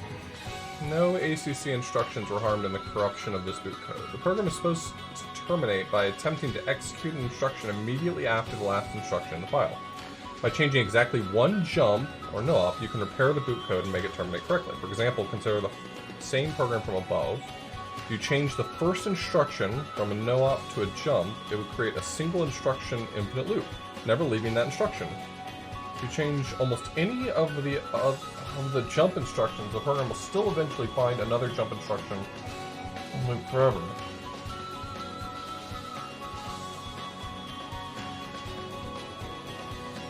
However, if you change the second to last instruction from jump -4 to no op -4, the program terminates. The instructions are visited in this order.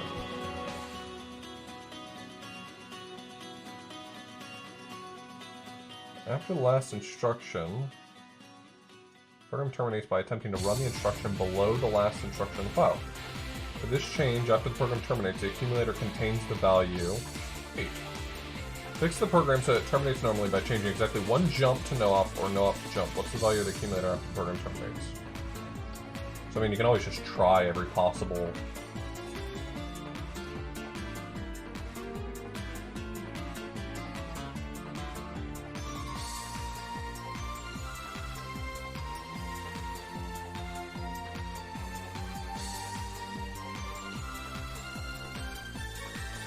Worst case scenario, that's still extremely fast.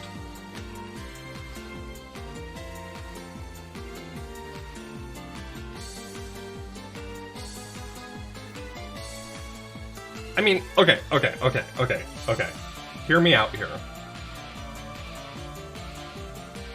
You can absolutely optimize this differently, but I could also just not, right?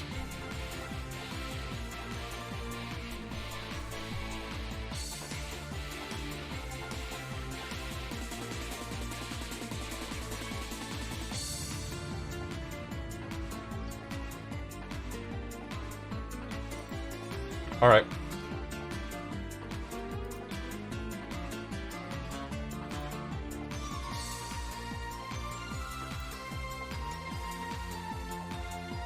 Thanks, Gaffadil.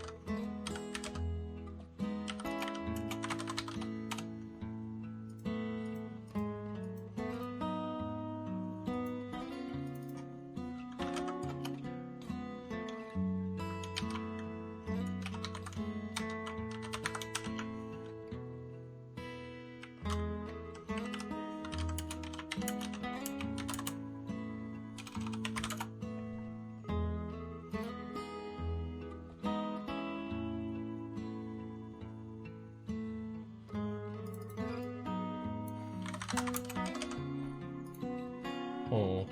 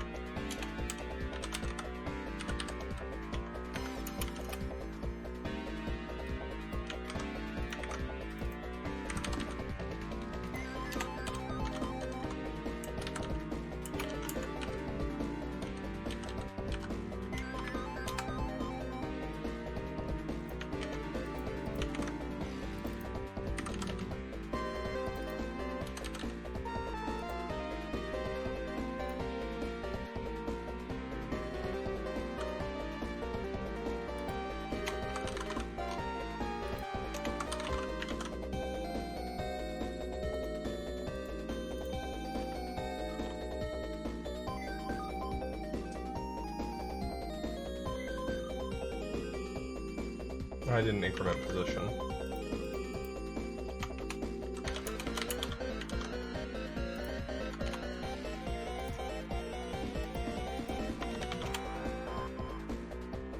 Nice. Wait, what?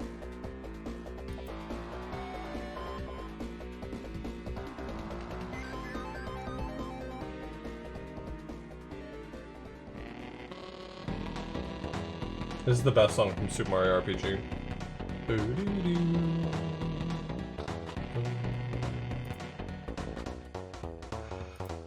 So what am I supposed to do here? It's all like weirdly out of order. Do I go to 9 or do I go to 17?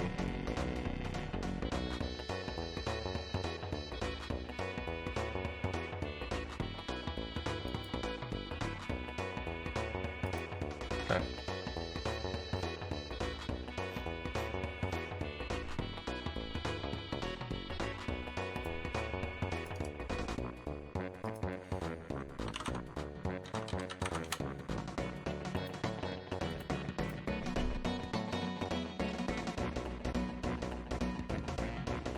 With your neighbor happily enjoying their video game, you turn your attention to an open data port on the little screen in the seat in front of you. Though the port is non-standard, you manage to connect it to your computer through the clever use of several paper clips. Upon connection, the port outputs a series of numbers. The data appears to be encrypted with the exchange masking addition system, which conveniently for you is an old cipher with an important weakness. It starts by transmitting a preamble of 25 numbers. After that, each number you receive should be the sum of any two of the 25 immediately previous numbers.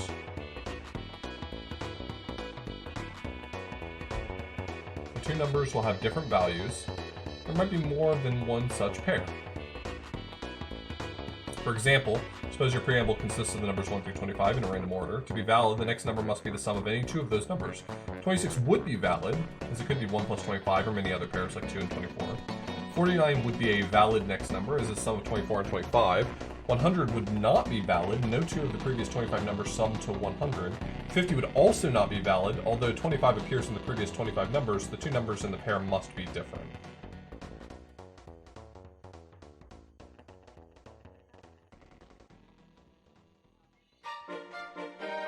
Suppose the 26th number is 45.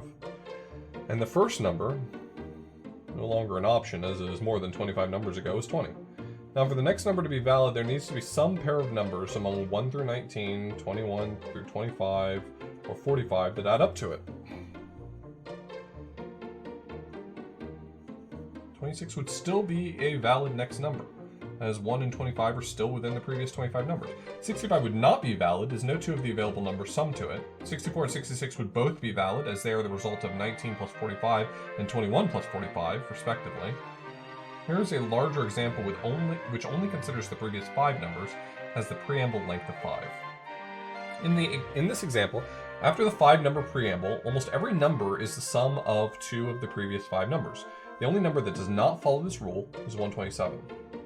The first step of attacking the weakness in the Xmas data is to find the first number in the list after the preamble, which is not the sum of 2 of the 25 numbers before it. What's the first number that does not have this property?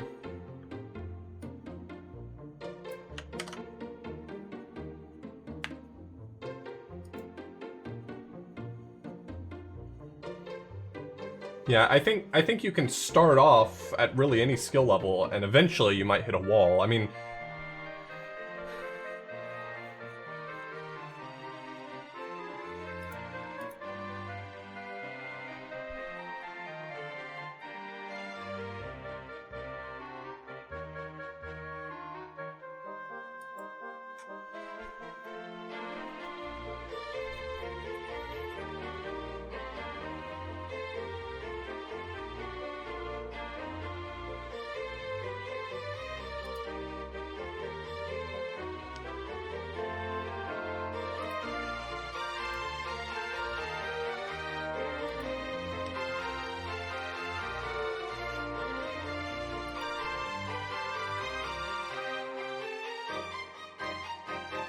okay. I'm gonna try this on the sample input again.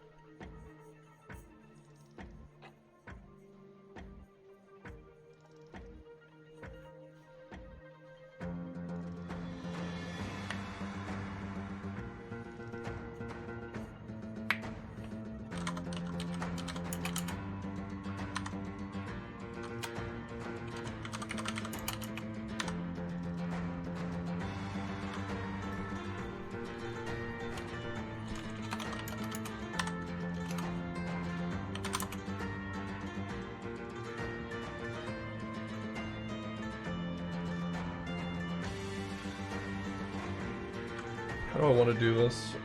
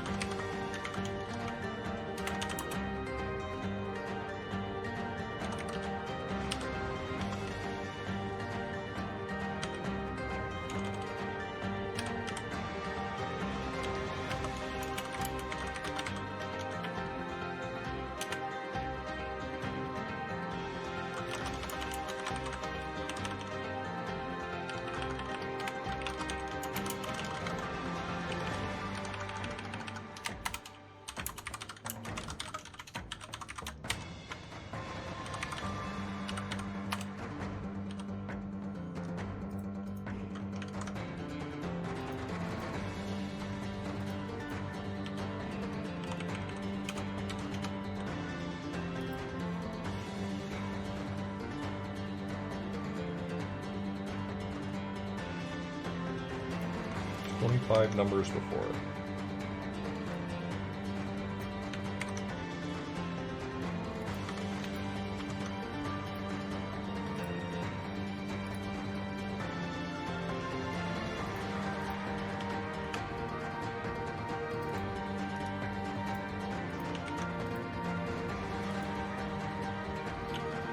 Final step in breaking the encryption relies on the invalid number you just found. You must find a contiguous set of at least 2 numbers in your list which sum to the invalid. You must find a contiguous set of at least 2 numbers in your list which sum to the invalid number from step 1.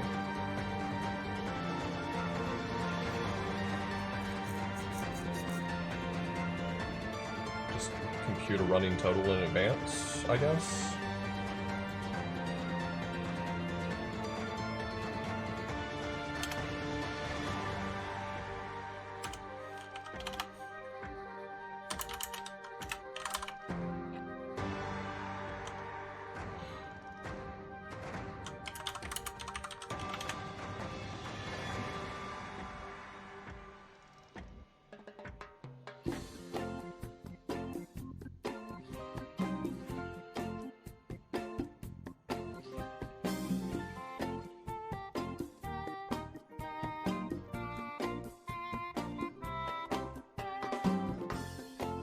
I knew this was from Monkey Island.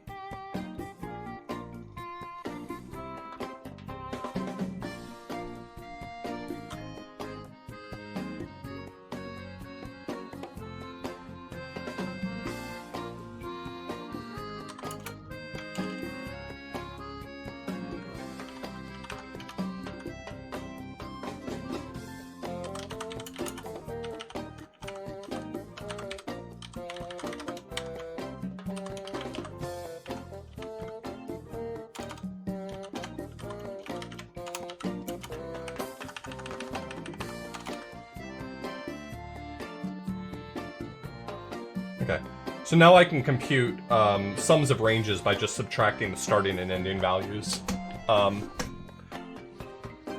using this running total array. That's the easiest way to do it.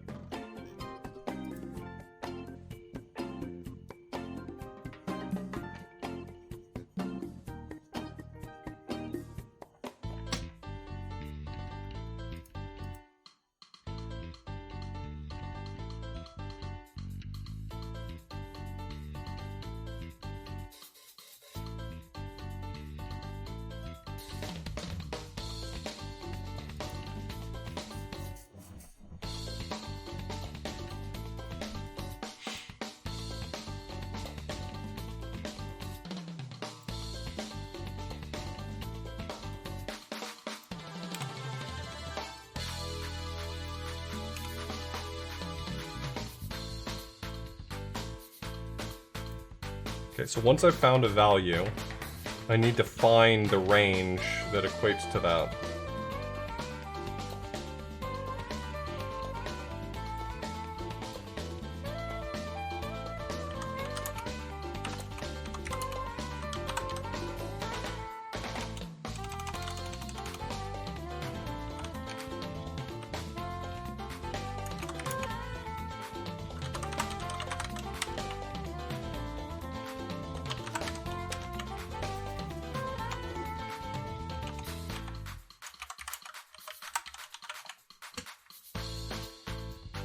Trying to prevent myself from doing something stupid here.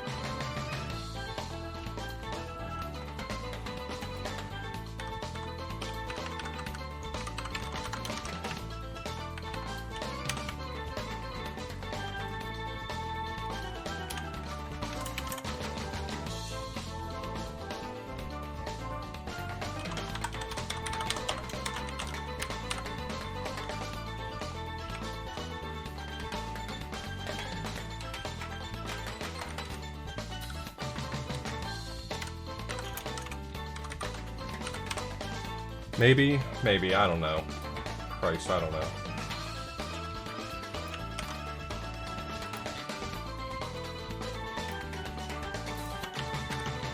I'm winging it here.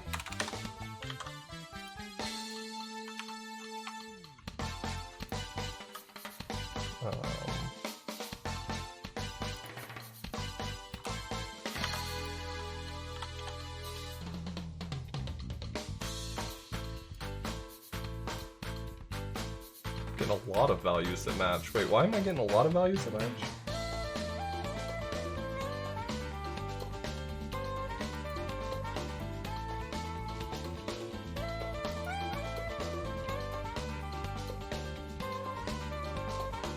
All of those are incorrect.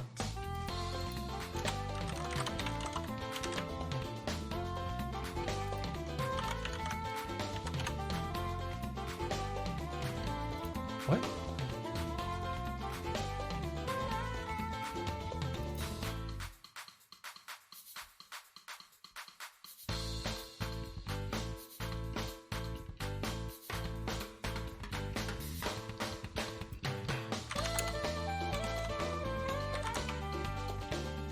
Wait.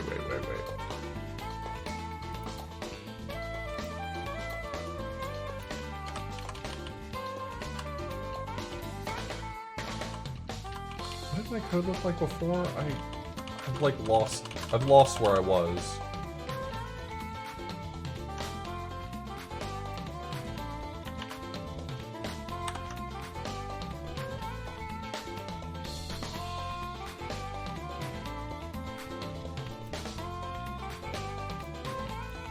If not valid, do all that stuff here.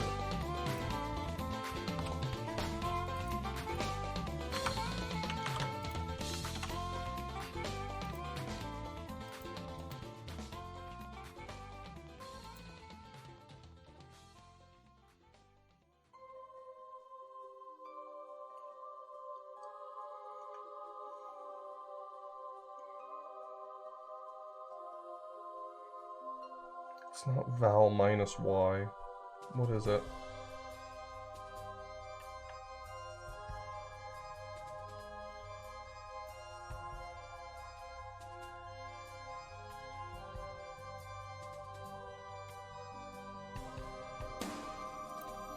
Y minus val?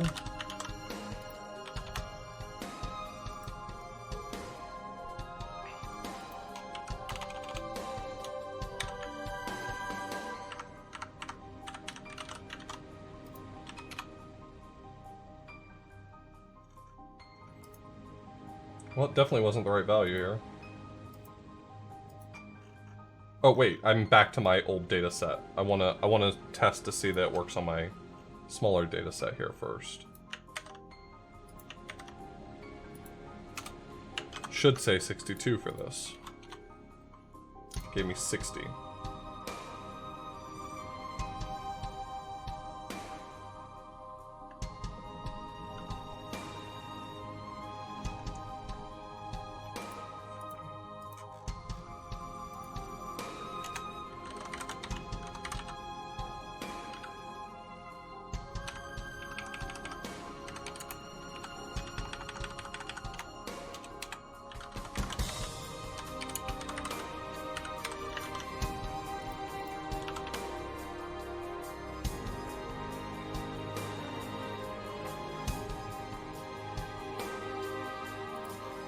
I'm just off by one?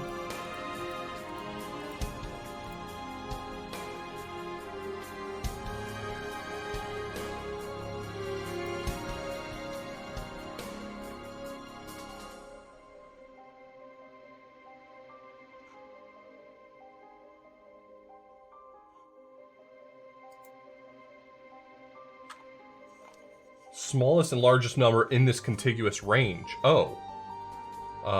Okay. So I'm doing this slightly wrong, but I'm on the right track, I think.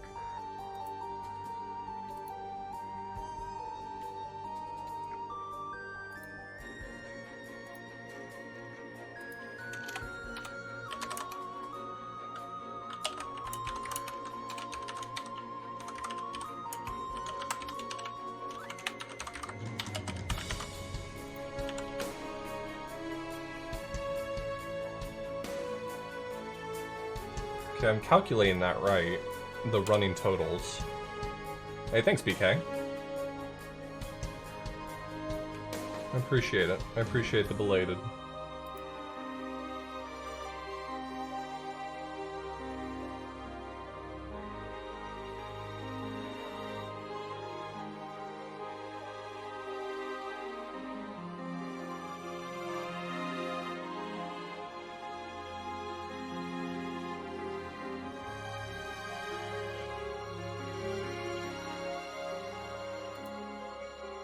Yeah, so it's the I plus 1 is the... Got it.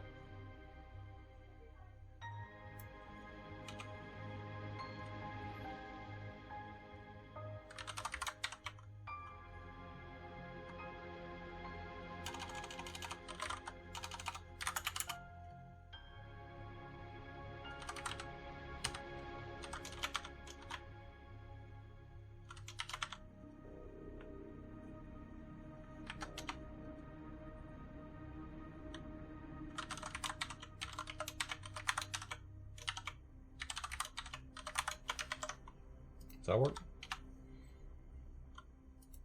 I've got to apply it.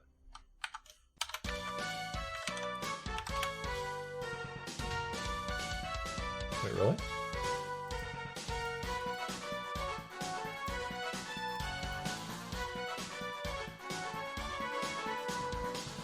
So it's an empty sequence?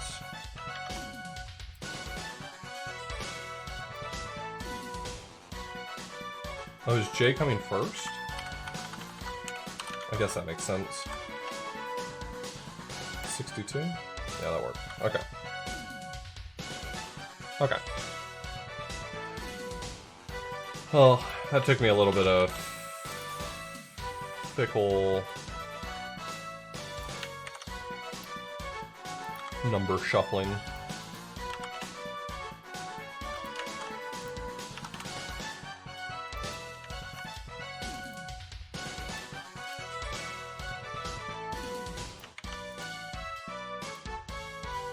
Oops. Oh, was that part 2? That was part 2?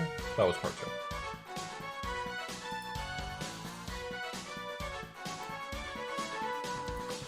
Oh, I see. It's like drawing lines. Goes down to here now. Weird.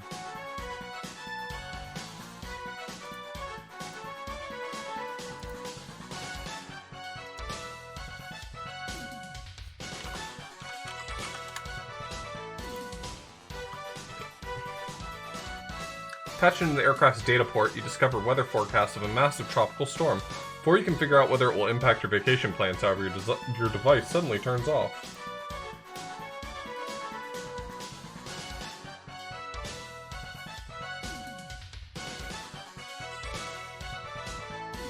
Its battery is dead. You'll need to plug it in. There's only one problem. The charging outlet near your seat produces the wrong number of jolts. As always, always prepared, you make a list of all the joltage adapters in your bag. Each of your joltage adapters is rated for a specific output joltage. Any given adapter can take an input 1, 2, or 3 jolts lower than its rating and still produce its rated output joltage. In addition, your device has a built-in joltage adapter rated for 3 jolts higher than the highest rated adapter in your bag. If your adapter list were 3, 9, and 6, your device's built-in adapter would be rated for 12 jolts. What the fuck is this question? Treat the charging outlet near your seat as having an effective joltage rating of 0. Since you have some time to kill, you might as well test all of your adapters. Wouldn't want to get your resort and realize you can't even charge your device. If you use every adapter in your bag at once, what's the distribution of joltage differences between the charging outlet, the adapters, and your device?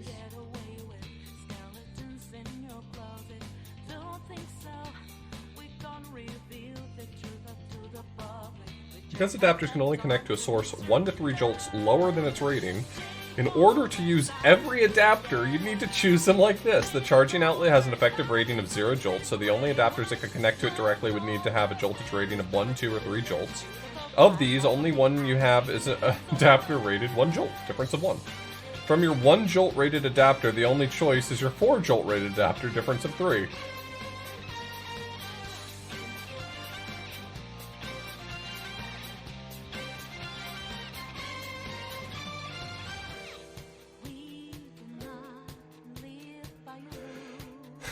The adapters rated 5, 6, or 7 are valid choices. However, in order not to skip any of the adapters, you need to pick the adapter rated 5 jolts. Difference of 1. Similarly, the next choices would need to be the adapter rated 6 and then the adapter rated 7 with difference of 1 and 1. The only adapter that works with the 7 is 10. From 10, the choices 11 or 12. Choose 11 and then 12. After 12, only valid adapter has a rating of 15. Then 16, then 19. Finally, your device's built-in adapter is always 3 higher than the highest adapter, so its rating is 12 jolts. In this example, when using every adapter, there are 7 differences of 1 jolt and 5 differences of 3 jolts. Here's a larger example.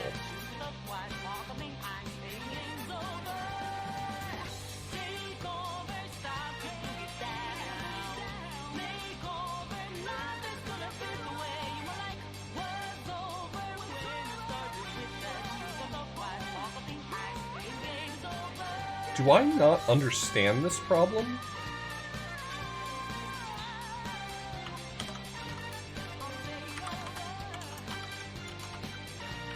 Because I'm oscillating back and forth between, wow, this one's probably really easy, and oh my god, this one seems miserable.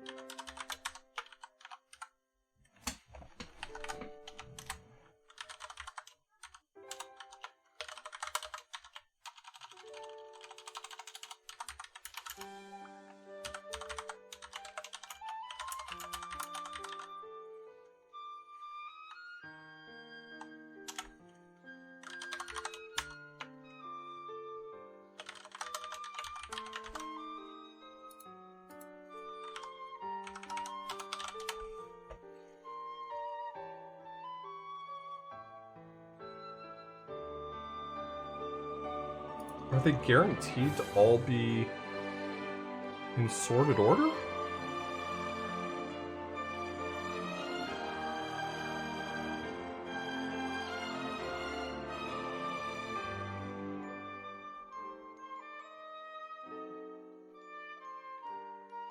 Or not in sorted, sorry. Are they guaranteed to have a path that or are they guaranteed to all be distinct is my issue.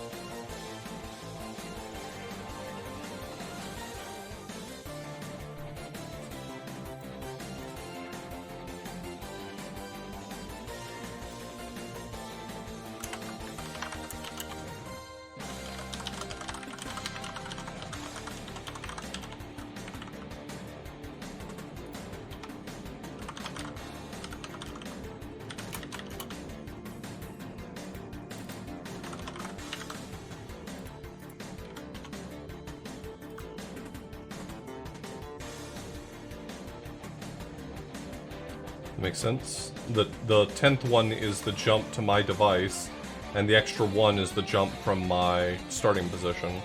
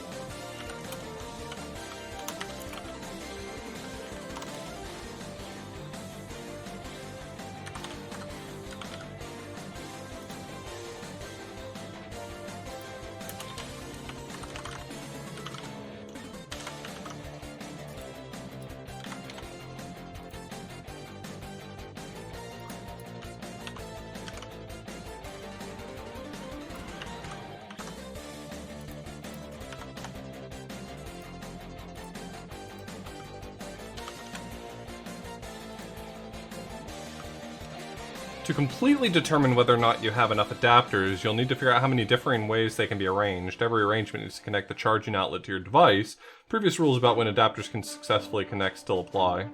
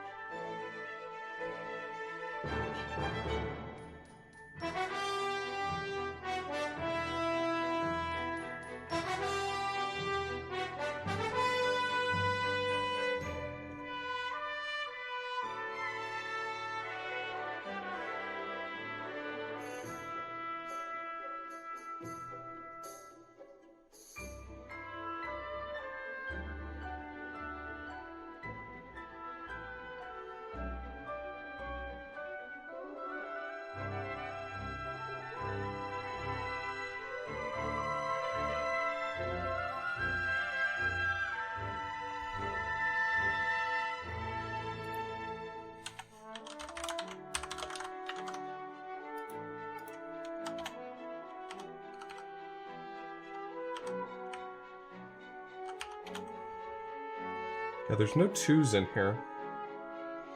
Which means if I ever have a run of 3 1s, I can just turn that into a 3, right?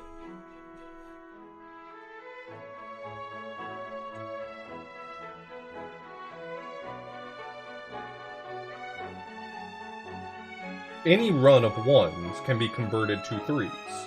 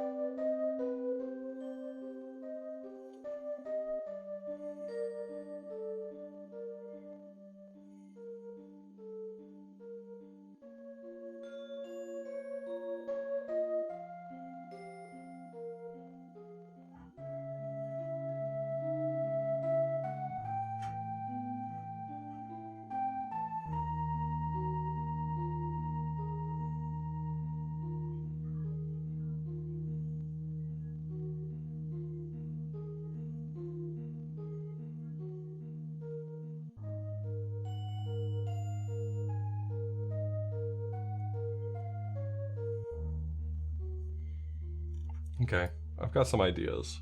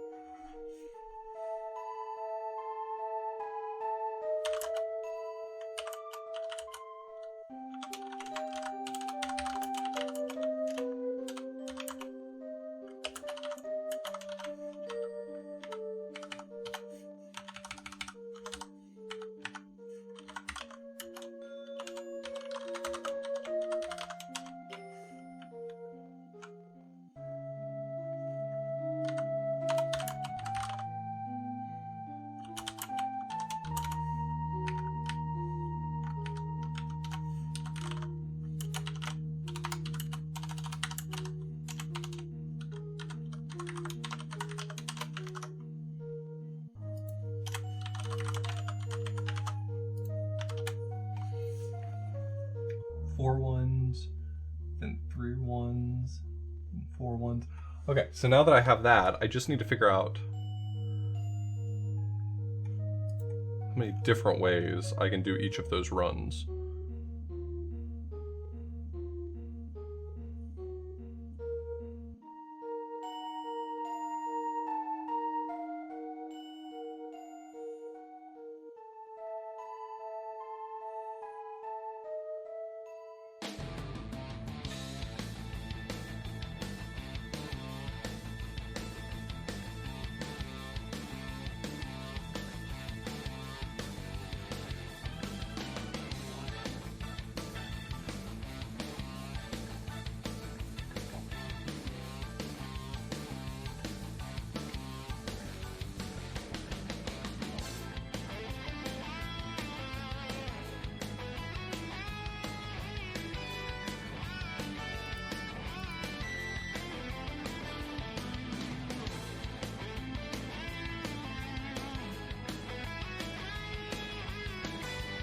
These are straight combinatorics.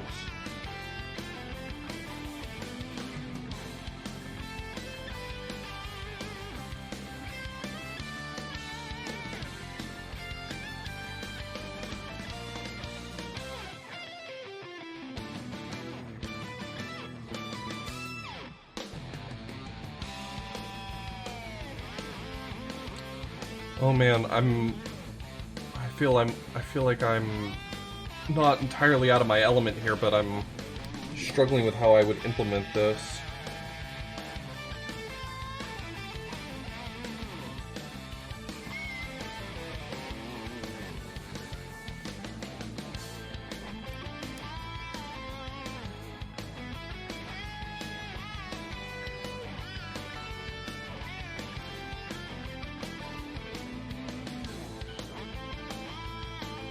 Do I need to optimize this heavily? I don't think so. I can memoize my solutions.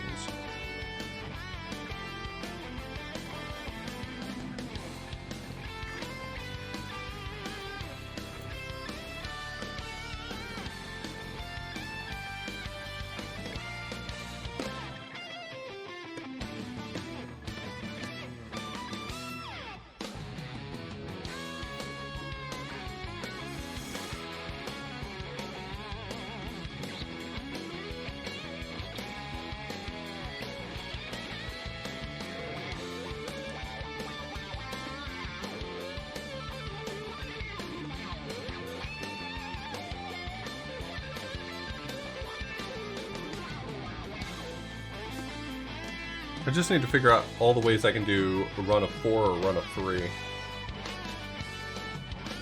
Wait, if it's max 4, that's easy, right?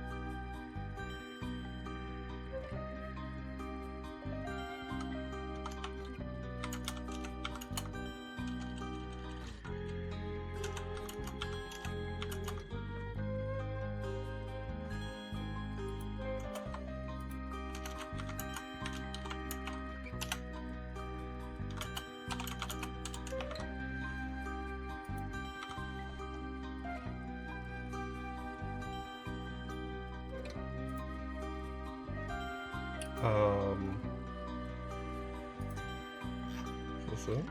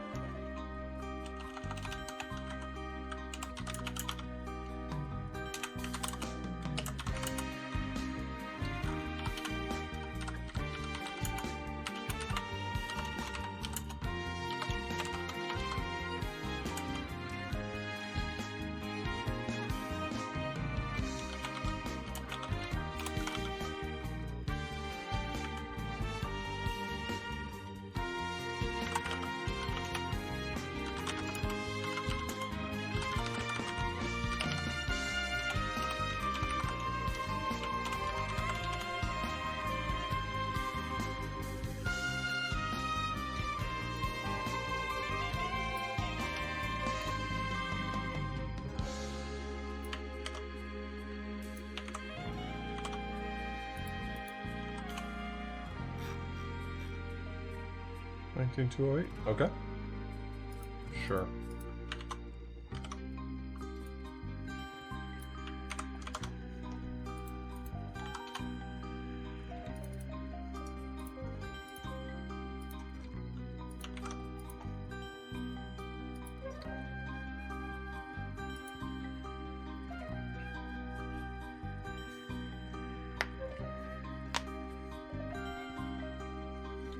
Thanks, Carrie.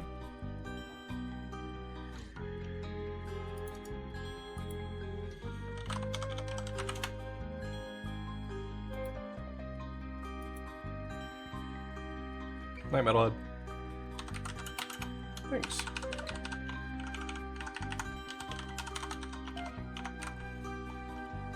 Plane lands with plenty of time to spare. The final leg of your journey is a ferry that goes directly to the tropical island, where you can finally start your vacation. As you reach the waiting area to board the ferry, you realize you're so early nobody else has even arrived yet. By modeling the process people use to choose or abandon their seat in the waiting area, you're pretty sure you can predict the best place to sit. Make a quick map of the seat layout. The seat layout fits neatly on a grid. Each position is either floor, an empty seat, or an occupied seat. Now you just need to model the people who will be arriving shortly. Fortunately, people are entirely predictable and always follow a simple set of rules. All decisions are based on the number of occupied seats adjacent to a given seat.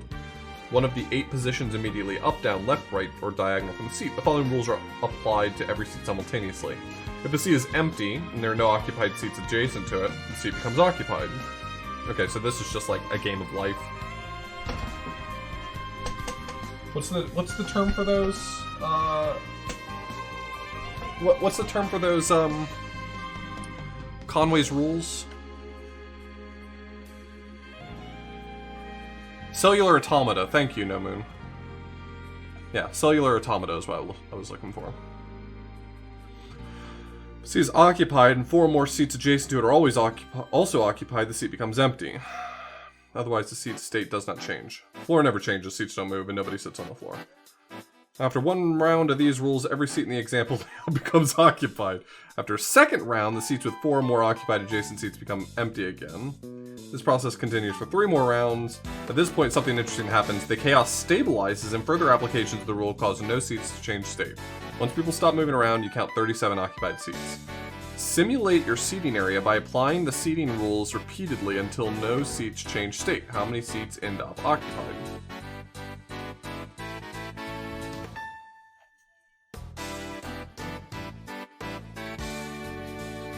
Alright, I'll once again test it on the sample input.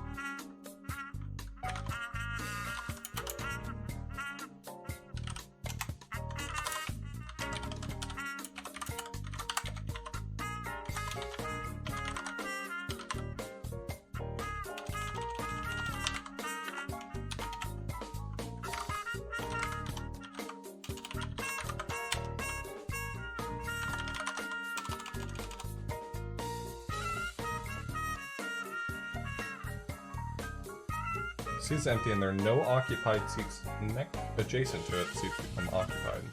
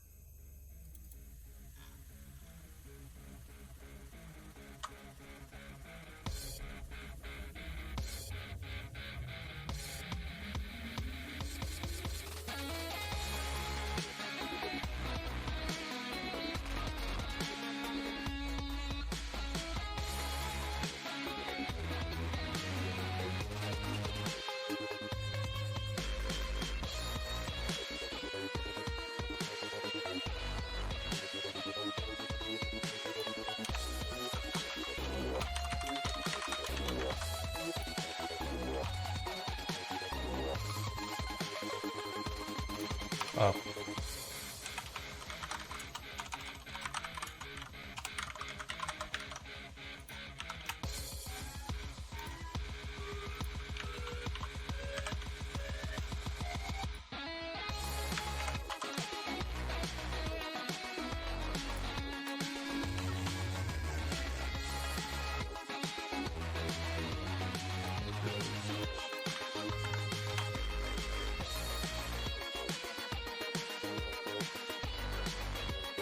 I figured it out. As soon as people start to arrive, you realize your mistake. People don't just care about adjacent seats, they care about the first seat they can see in each of those 8 directions. Now, instead of considering just 8 immediately adjacent seats, consider the first seat in each of these 8 directions. For example, the empty seat below... the empty seat below would see 8 occupied seats. Ugh.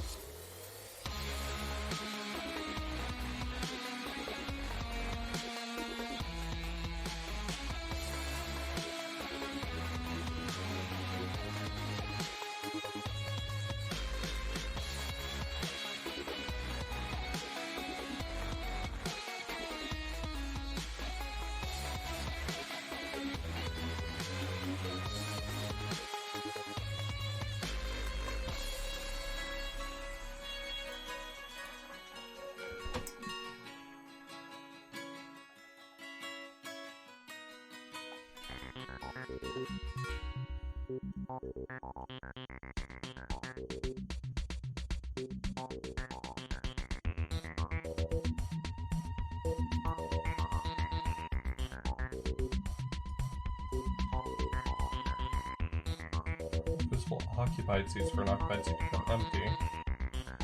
Still apply. Empty seats that see no occupied seats become occupied. Seats matching no rule don't change. Order changes.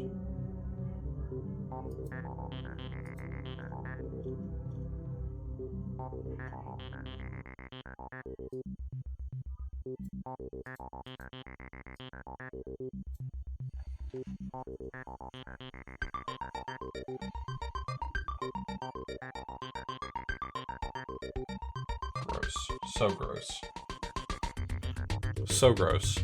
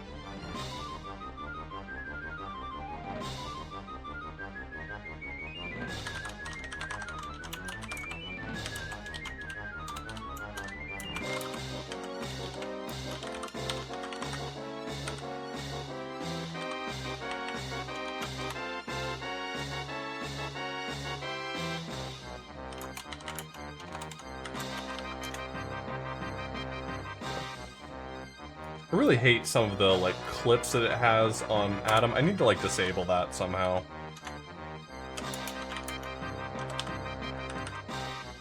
Like, it tries to do some nice tab complete stuff, but whatever. Hey, thanks, Goldloon. I really appreciate that. We're doing some fun programming puzzles.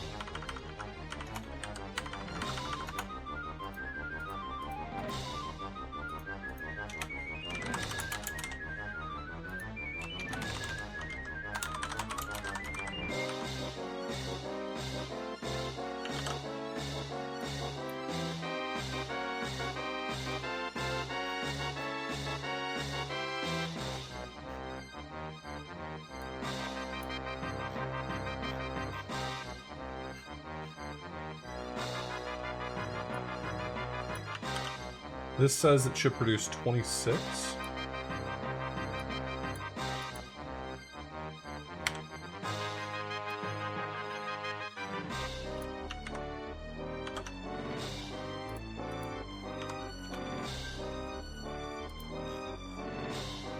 It's 950.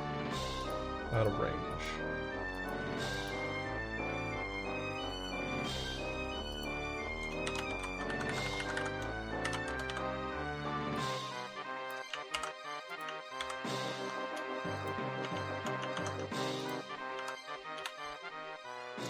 Nope, I got 71.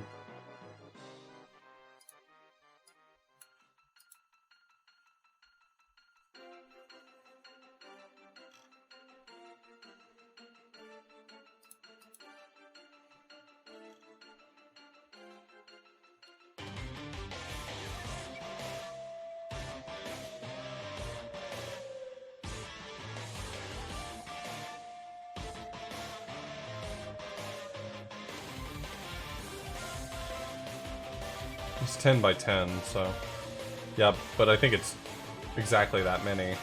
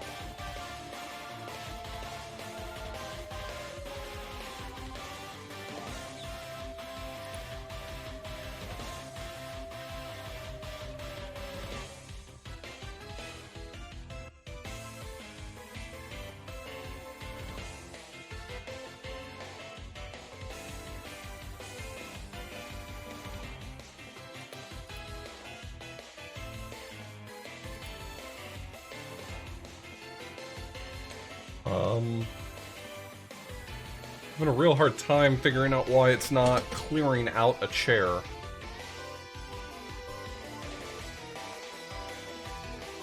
Oh, I care about occupied seats, don't I?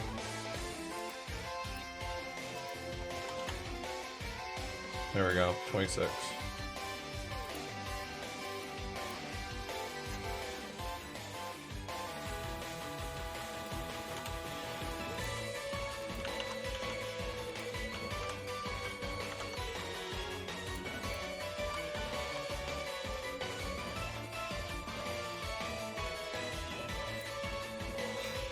I didn't have to print out every one, but...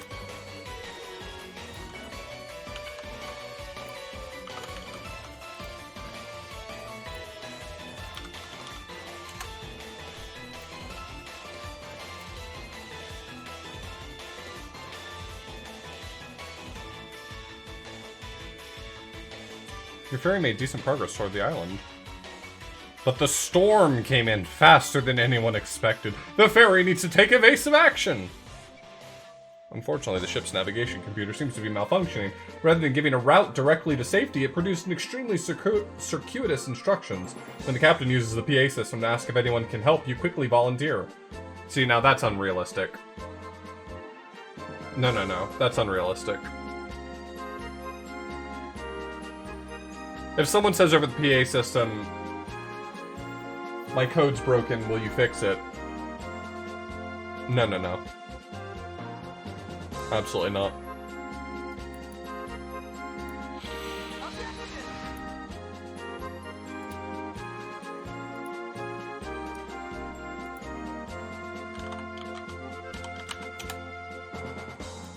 Got hit by a shell storm. Are we doing turtle graphics? That's sick. Hell yeah. Navigation instructions. Your puzzle input consists of a sequence of single character actions paired with integer input values. After staring at them for a few minutes, you work out what they probably mean. Action N means to move north by the given value. S means to move south by the given value. East means to move east by the given value. West, turn left, given number of degrees. Right, given number of degrees.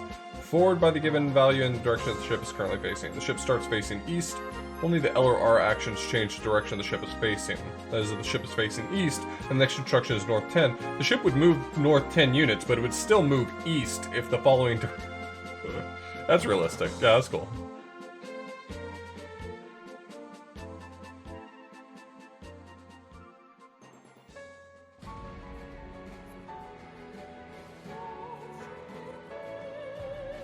I love this. I love that the ship is drifting. That's sick.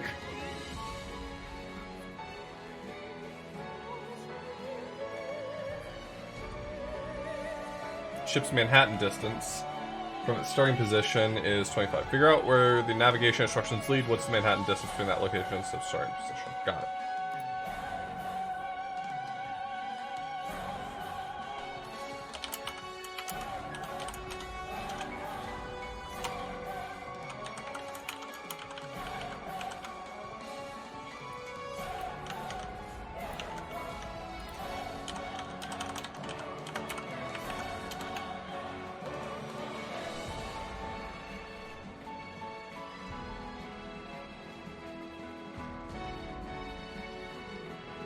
Well, we already had Denshid AD, so we've done train drifting. It was only a matter of time before we had boat drifting.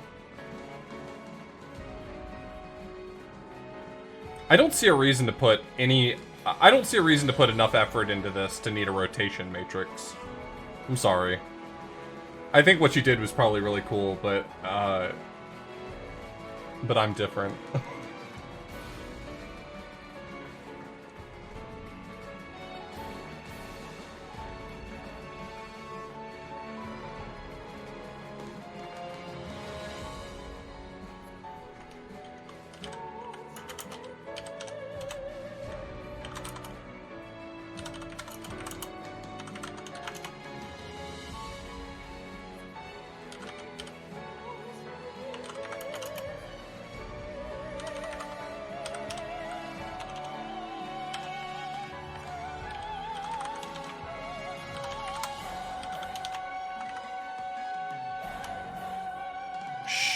Glumbaron, shh.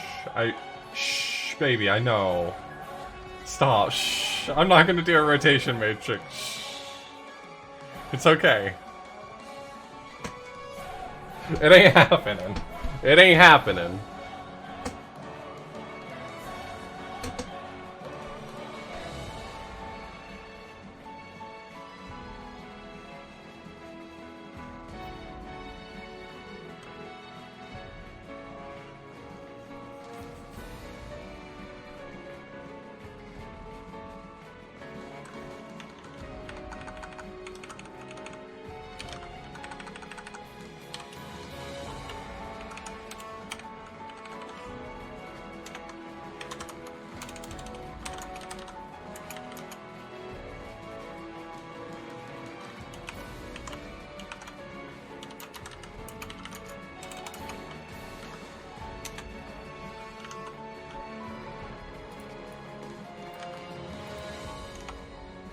Stop.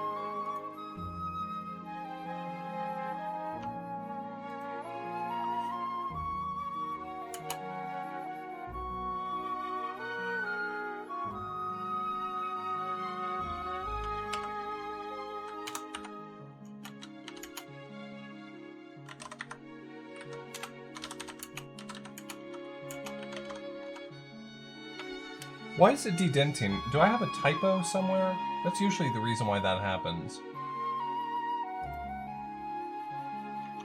I'm gonna just assume it's all fucked up, and it's absolutely wrong.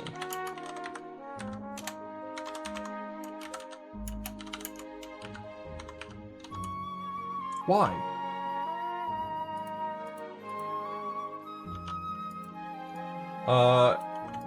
I don't really have a lot of preferences, it's just whatever I need for the application.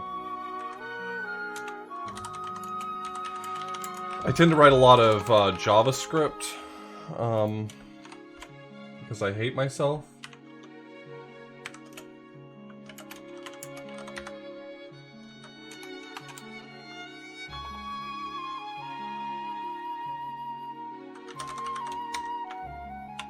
Yeah, I don't actually have a problem with JavaScript, but everyone else does, so I make jokes about it because it makes them happy to hear me dunk on it.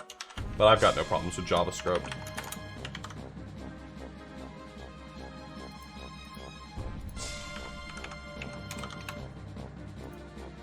$25.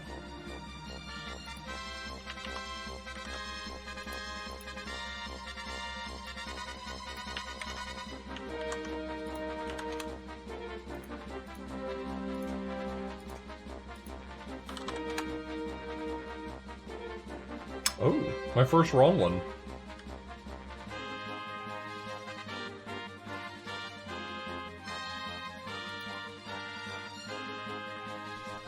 Oh, given number of degrees. Oh.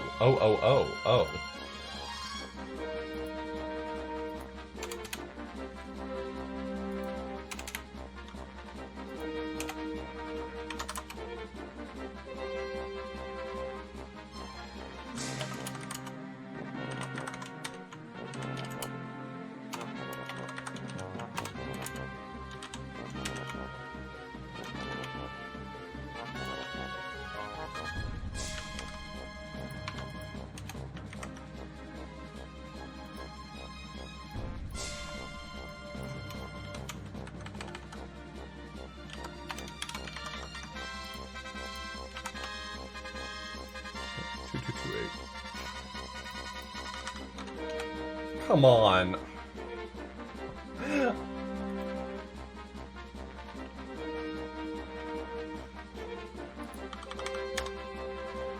I hit 9.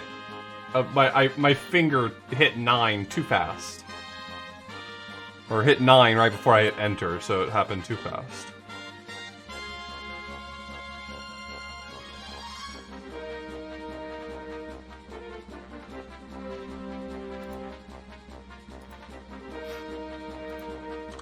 Let me grab a drink real quick.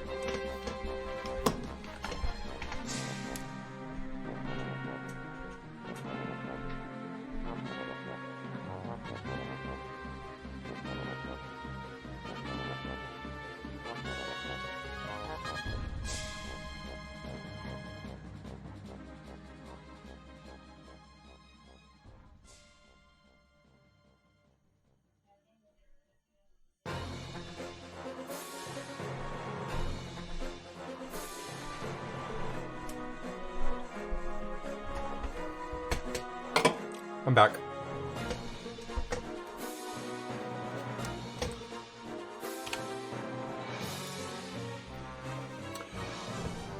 Before you can give the destination of the captain, you realize that the actual action meanings were printed on the back of the instructions the whole time. Almost all the instructions indicate how to move a waypoint, which is relative to the ship's position.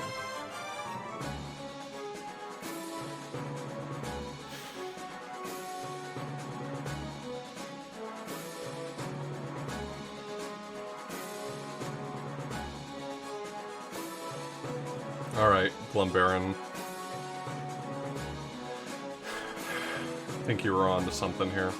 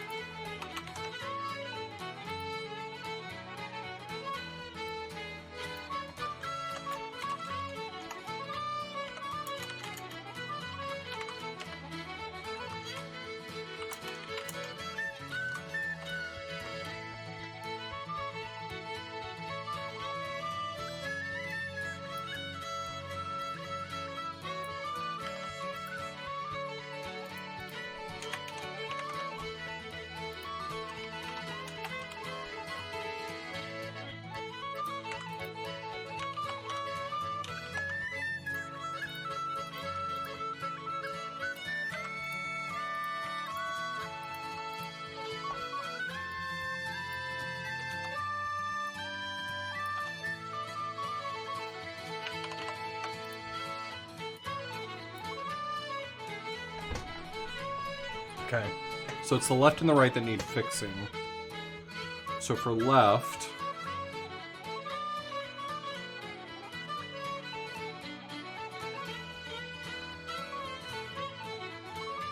East would become south.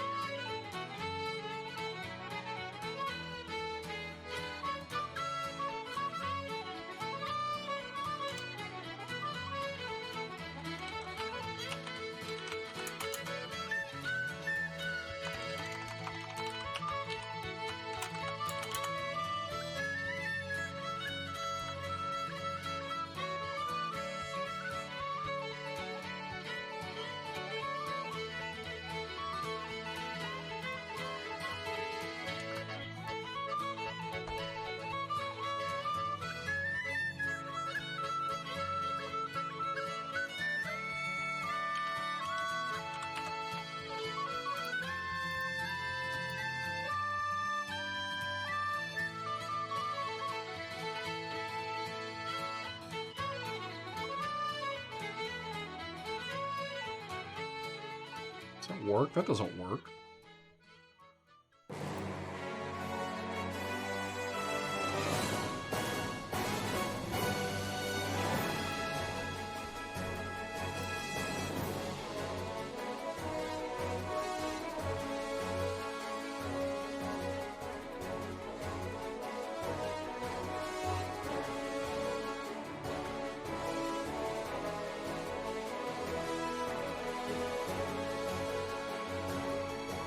Yeah, it should.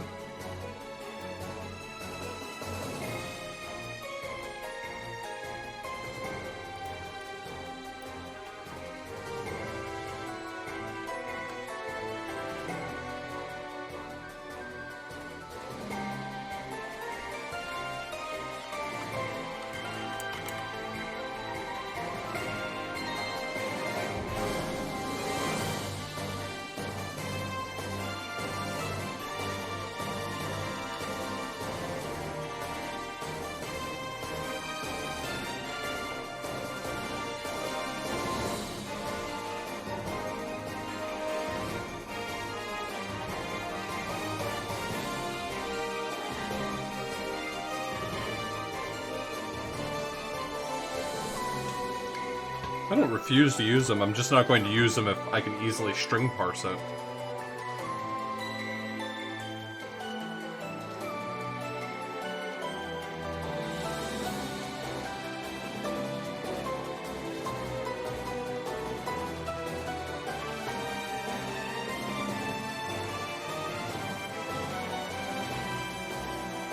Waypoint. My waypoint X and waypoint Y.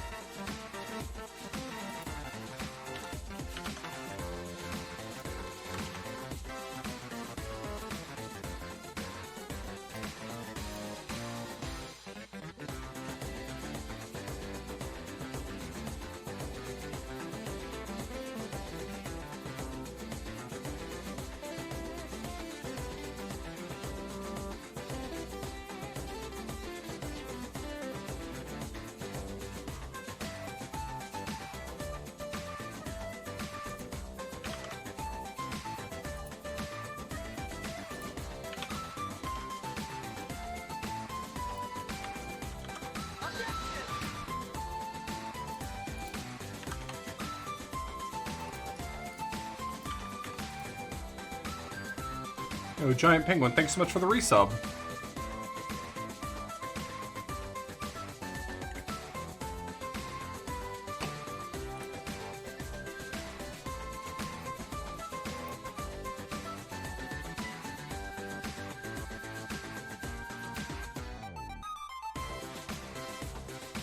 This would have been easier to figure out with an actual matrix.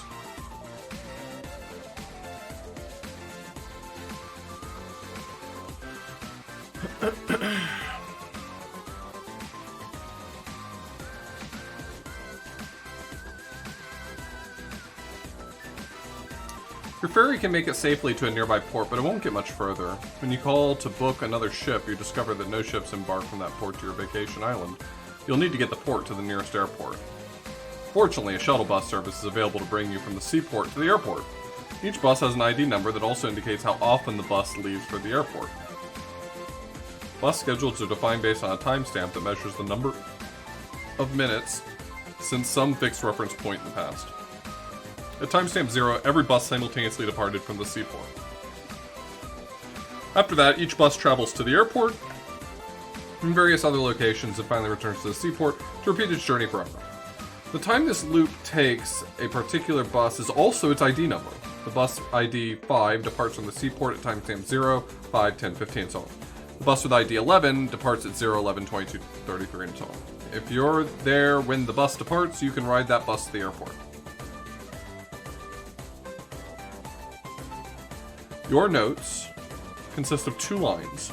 First line is your estimate of the earliest timestamp you could depart on a bus. The second line lists the bus IDs that are in service according to shuttle company. Entries that show X must be out of service, so you decide to ignore them. Save time once you arrive. Your goal is to figure out the earliest bus you can take to the airport. It would be exactly one such bus. For example, suppose you have the following notes.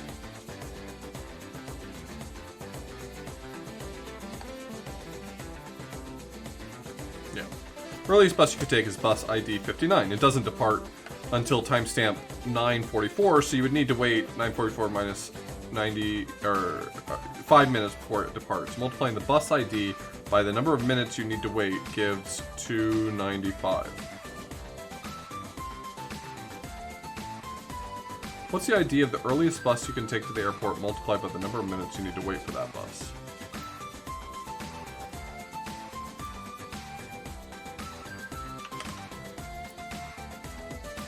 Okay.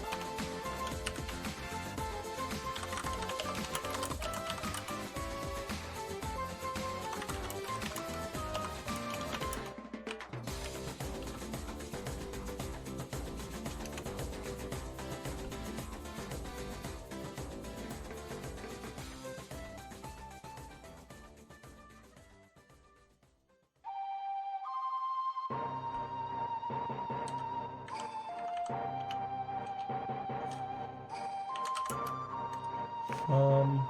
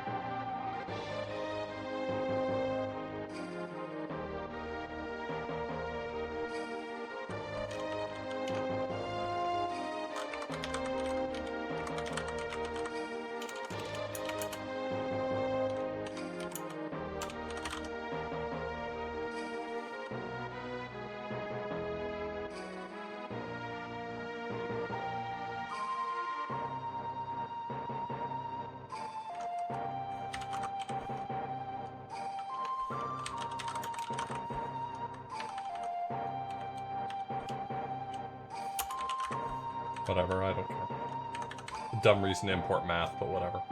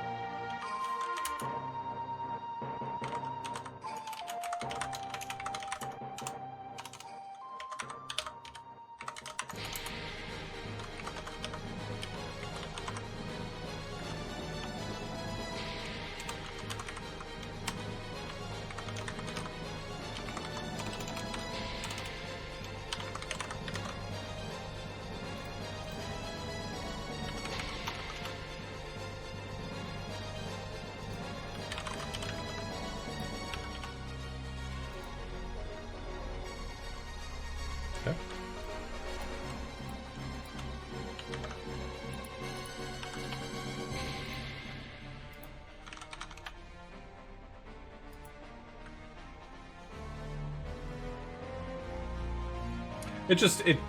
They have a narrative structure. Shell companies running a contest, 1 gold coin for anyone that can find the earliest timestamp such that the first bus ID departs at that time and each subsequent listed bus ID departs at that subsequent minute?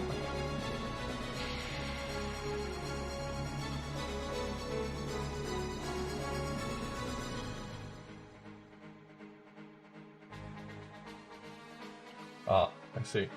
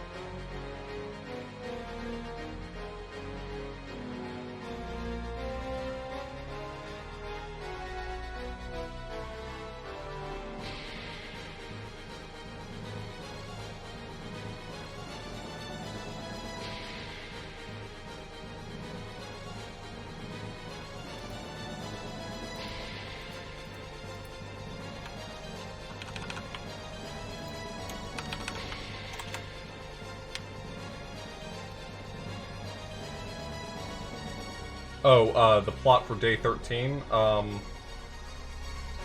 I need to take a shuttle bus service, and I'm getting information about the shuttle bus service. Got it. Yeah.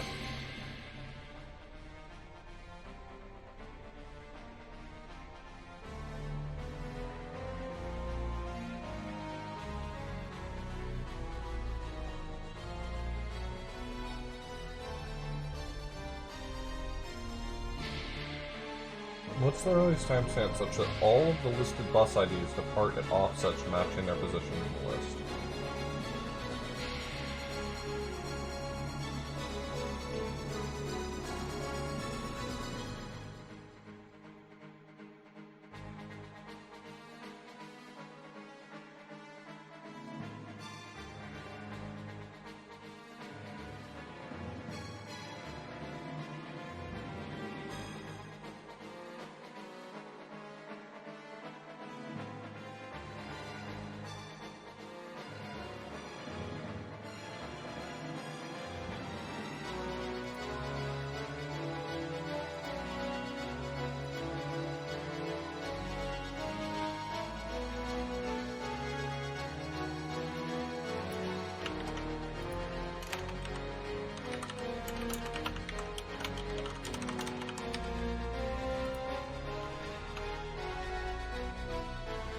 Okay, so what would the solution of this one look like?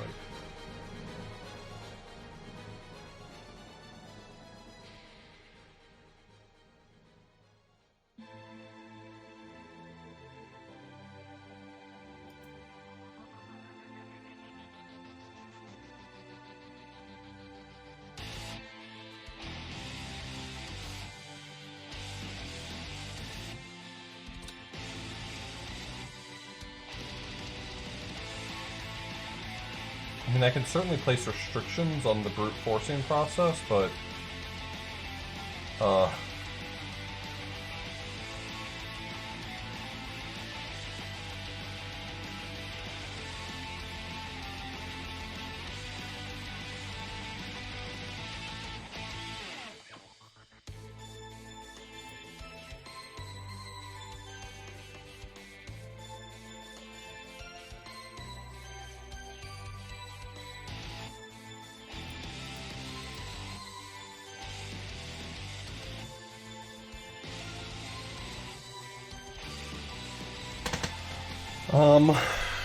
this one's actually pretty rough.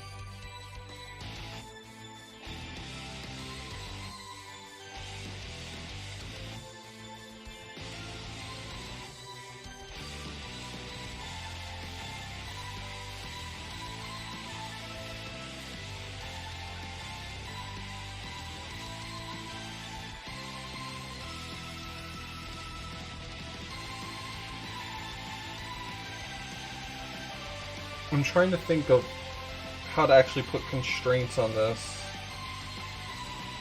This one's a little rough.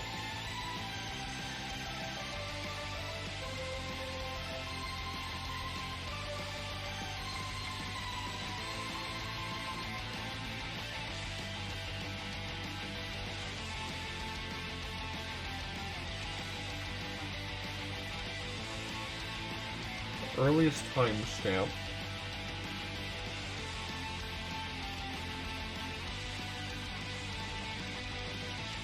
Are they all prime numbers? Are they definitely prime numbers? If they're prime numbers, that's a hint. That's a big hint. Yeah, they're all prime.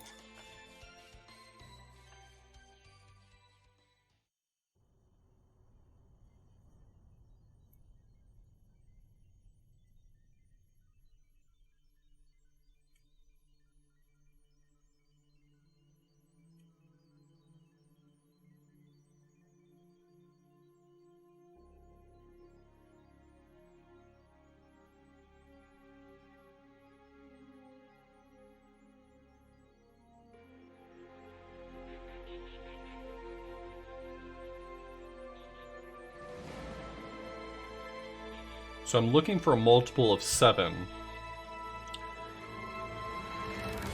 for which 1 less than it is a multiple of 13. And 4 less is a multiple of 59, and 6 less is a multiple of 31, and 7 less is a multiple of 19.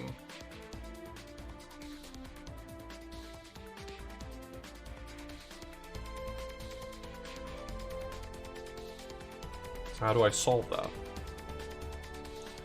The fact that they're prime is definitely a hint.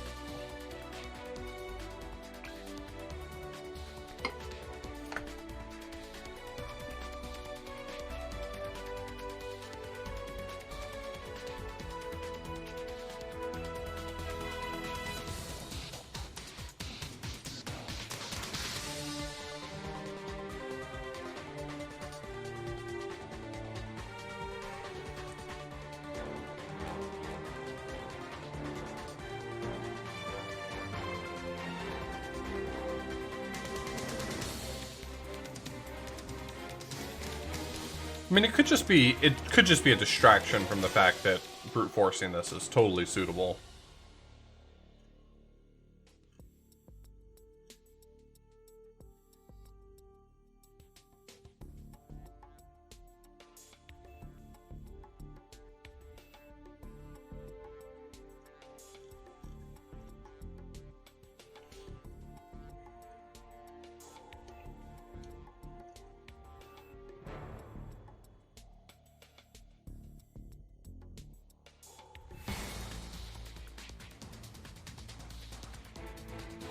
I mean, it's computers. You can do things lightning fast. Let me just try to brute force this. 4...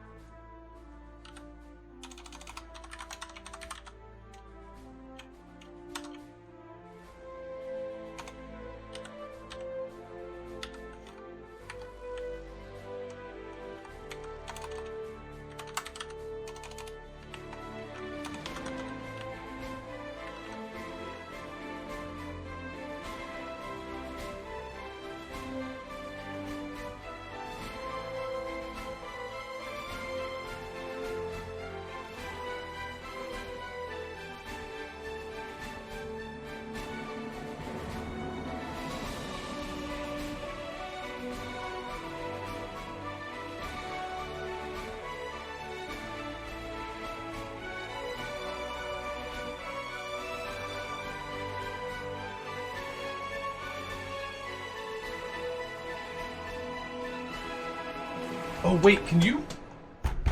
Wait. Could I do a sieve in reverse? Wait, I might be able to do a sieve in reverse. Oh, wait.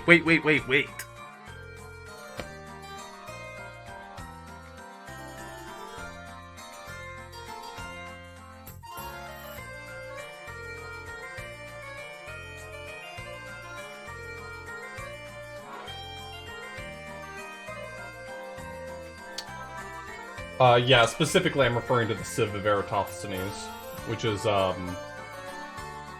method by which you compute large numbers of primes in advance.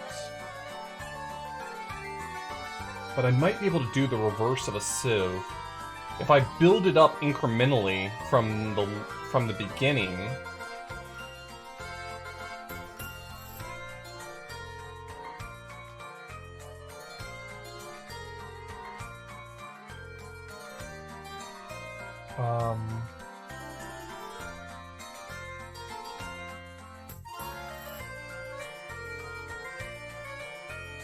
Oh, there's a clever solution here.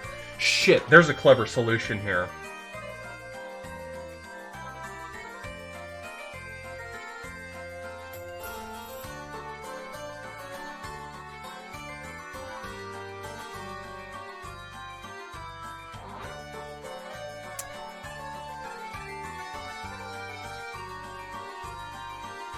There's a really clever solution here. Hold on.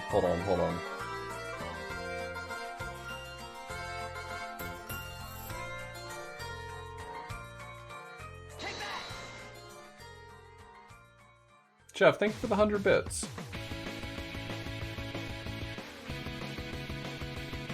I just have to think about how I want to write it.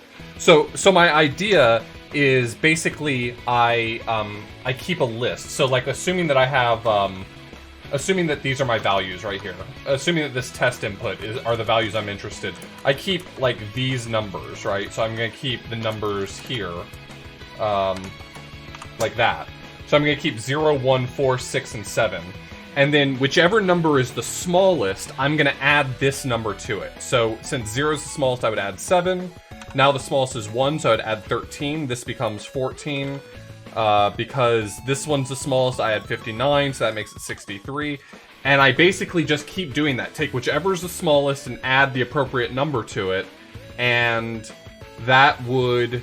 As soon as all 5 of the numbers are the same, I found it.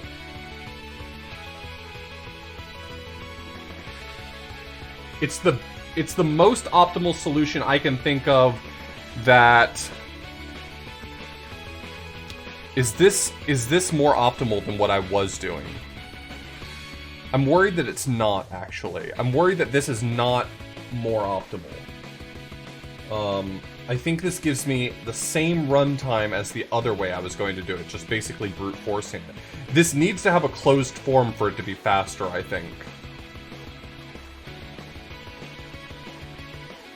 The way I'm describing it will work, but it's not a better runtime.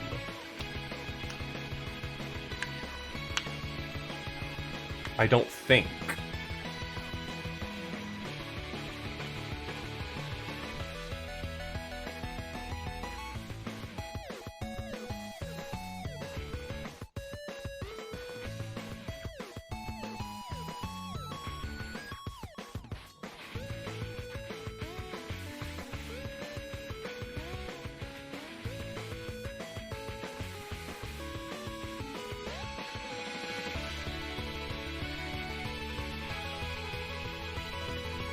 I'm trying to convince myself that this is better, and I'm not sure that it is.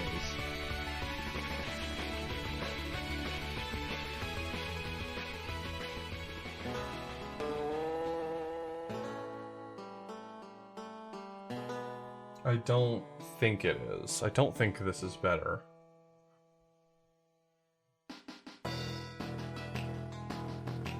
I'll write the brute force version right now.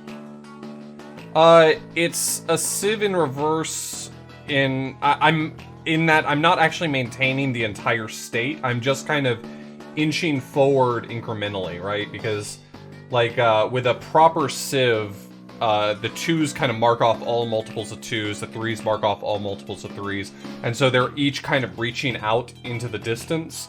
But since this is infinite, like, I don't have an end to the Civ, what I'm really doing is I'm basically taking each of the prime values and I'm pushing them forward simultaneously. Which is kind of... conceptually, to me, that's similar to the structure of a Civ, just not maintaining the full state.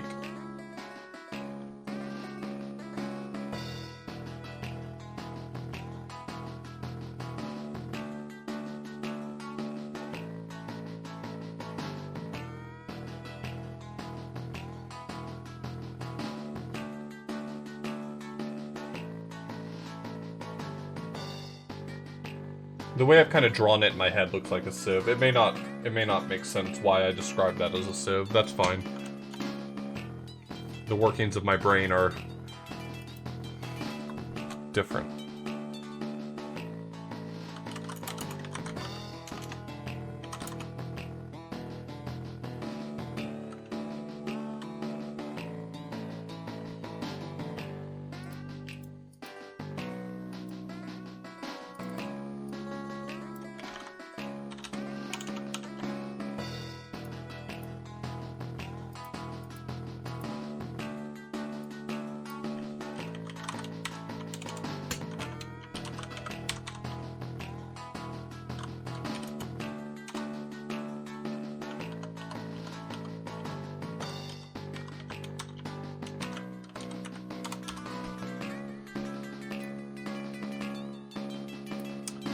Well, I'm not implementing it that way right now. I'm just trying brute force and seeing how slow it is.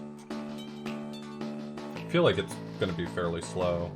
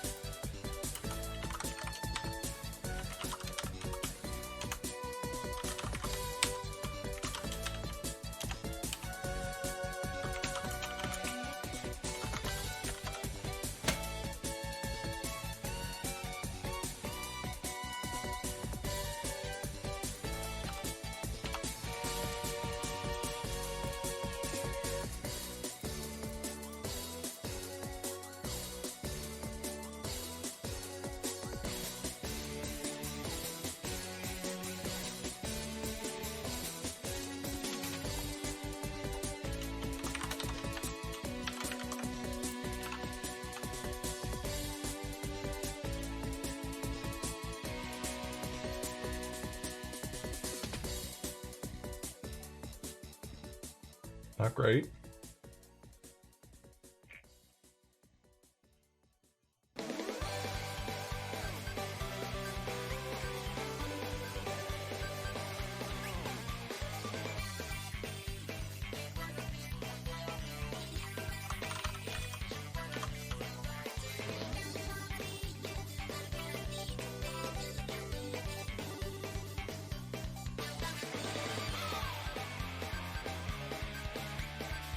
Well, this is just on the test input. It's going real slow.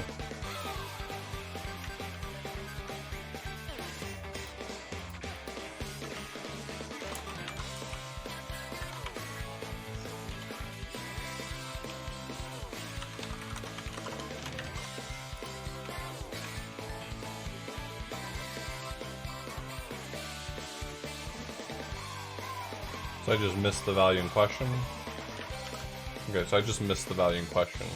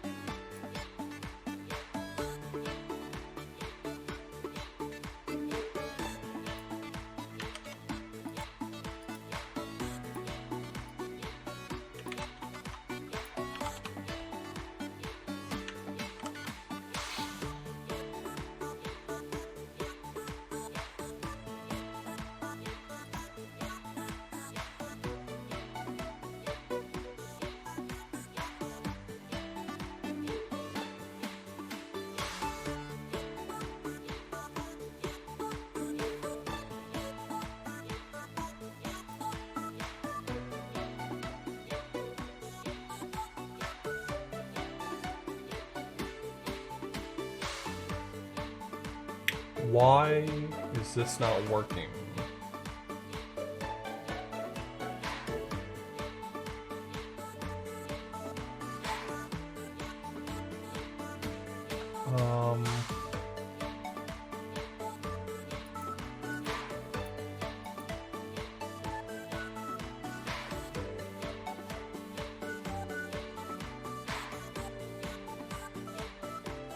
I don't know.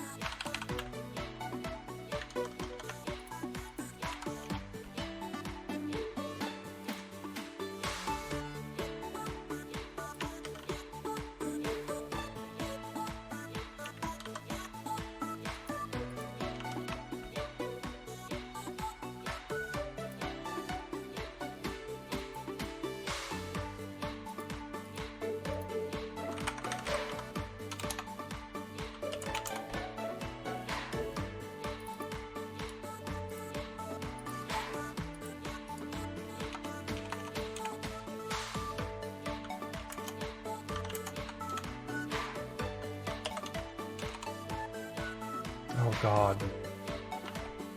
I know why. Stupid Python. Stupid every programming language.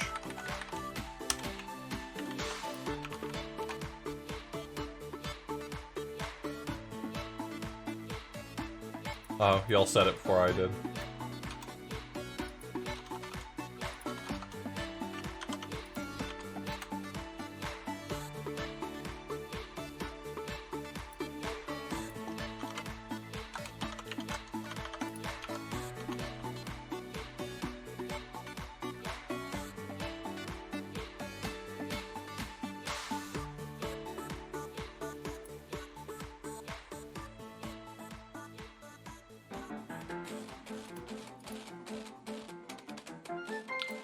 So it's saying that it's going to be larger than that value, which is kind of true.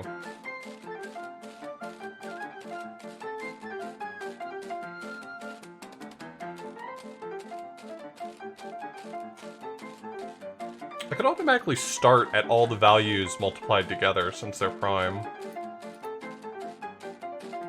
Maybe that's the trick. Maybe that's why they gave those to me. I mean, that's my input set right there.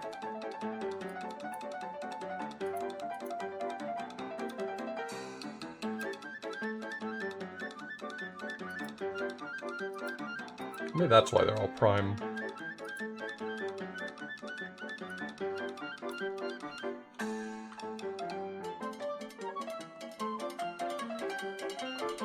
Is there any reason why just multiplying them together is not going to at least be less than their starting?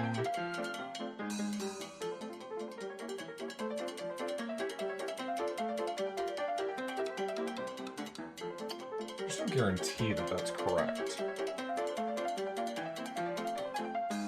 I mean, if you already know the answer, I'd really rather you not just hand it to me.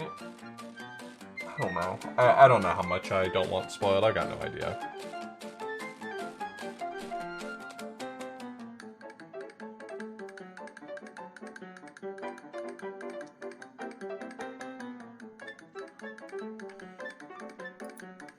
There's no way this resolves.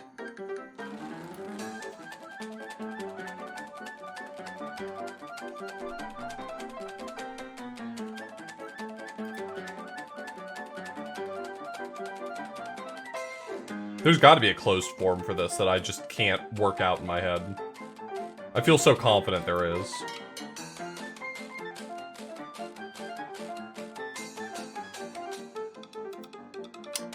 That's actually not a bad idea.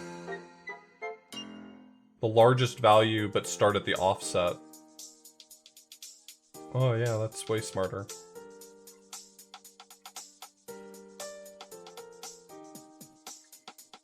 I mean, that's not enough on its own, but that's smart.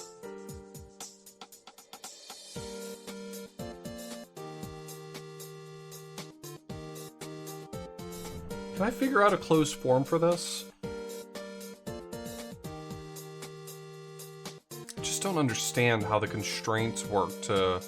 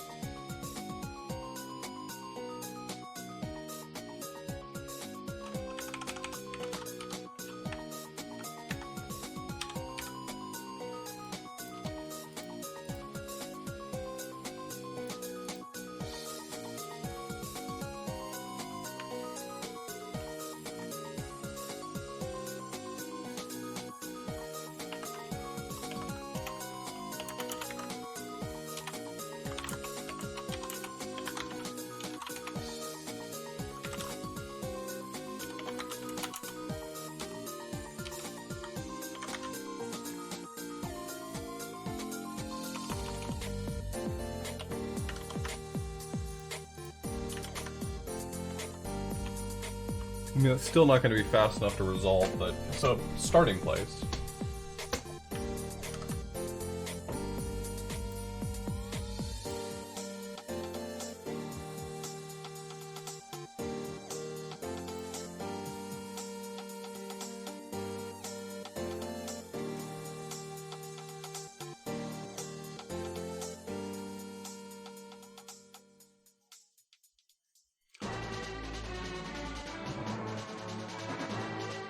Yeah, I'm just not sure what that... I'm just using Rainwave. Rainwave.cc is the website.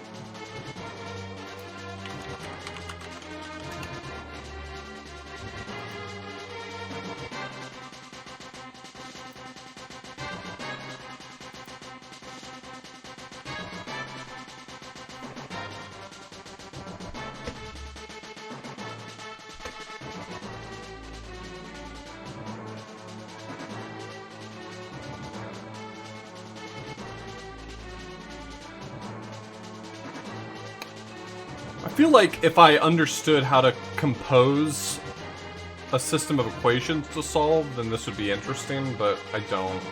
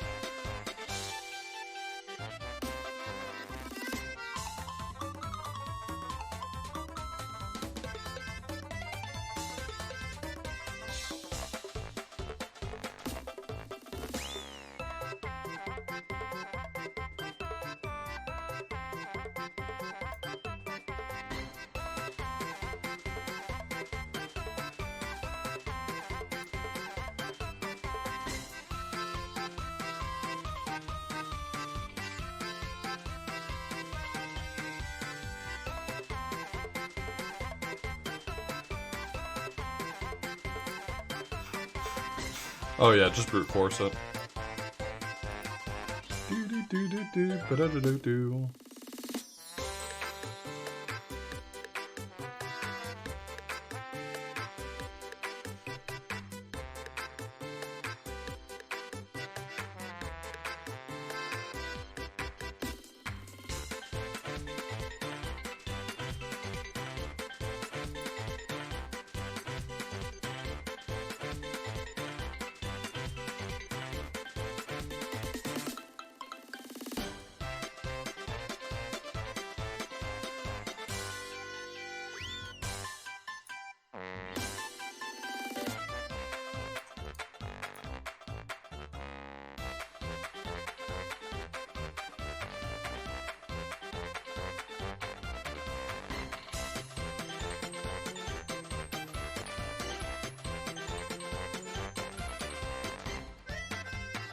Oh, is this fucking Chinese remainder theorem?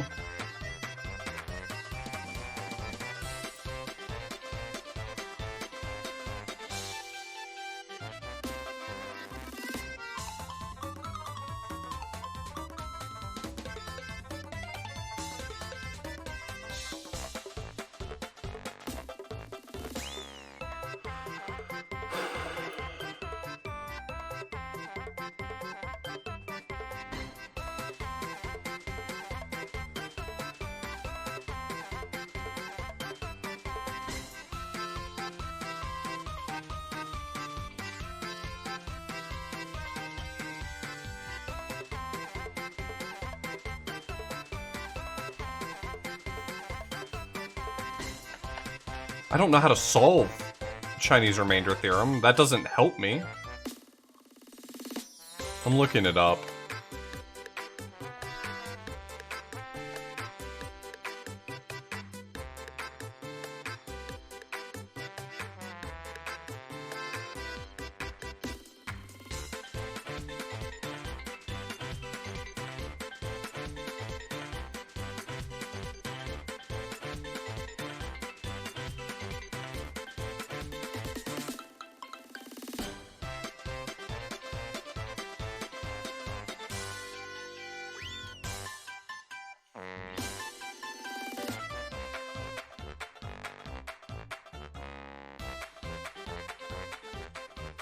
How the fuck do you solve Chinese remainder theorem? As a linear Diophantine system. Hey, how about fuck you?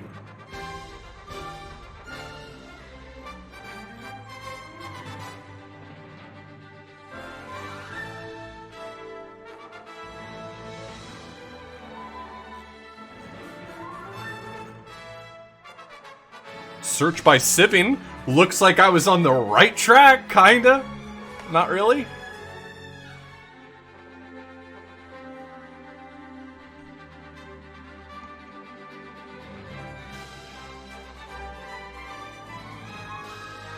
Yeah, I'm looking at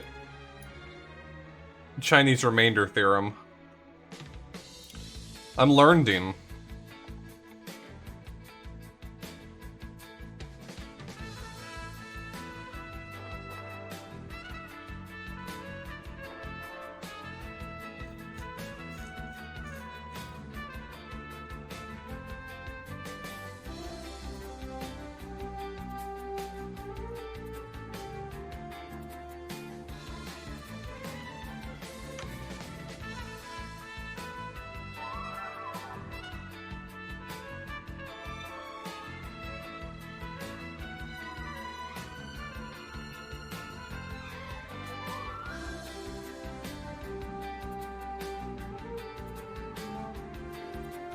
Oh.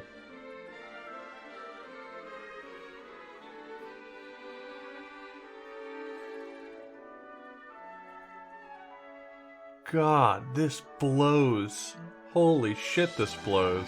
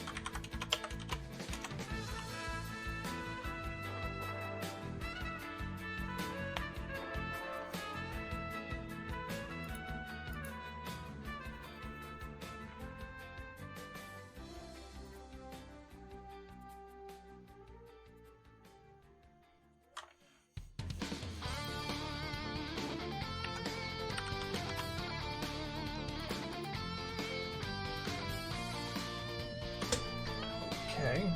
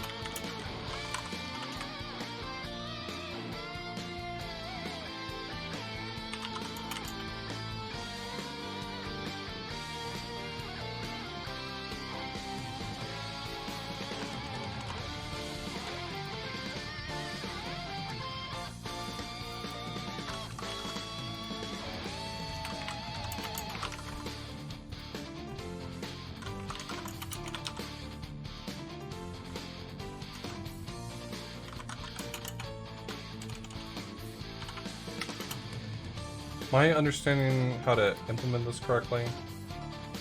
Yeah, I think so.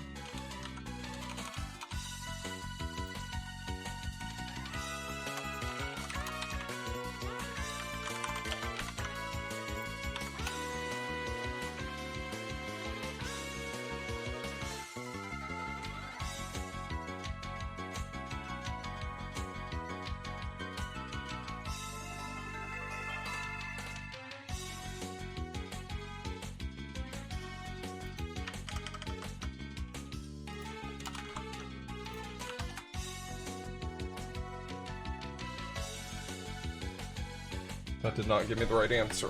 Okay, that's not correct then.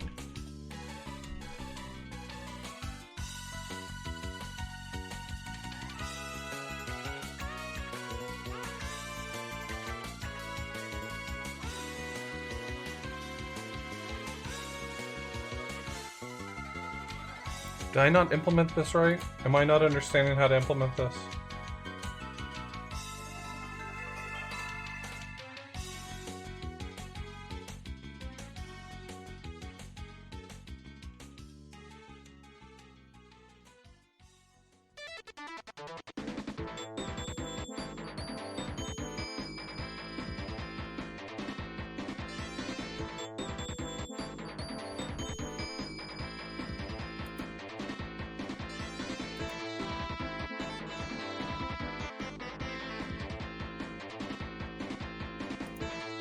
Hey, Joe.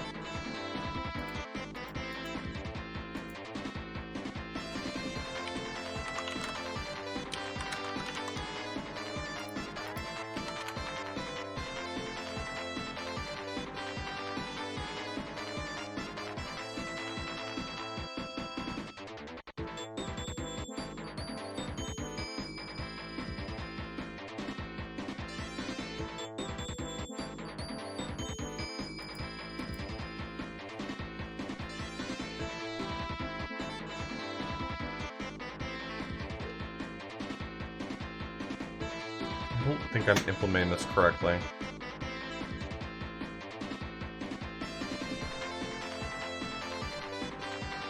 I don't think I'm answering the right question the way I'm writing it.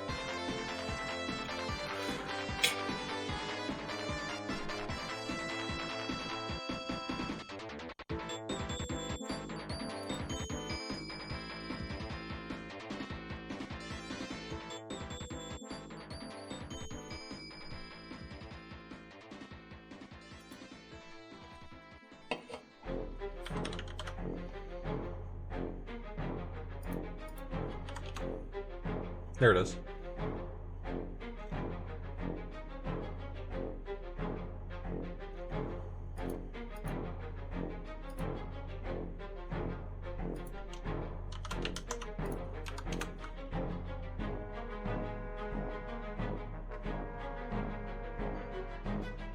Still not terribly fast, though.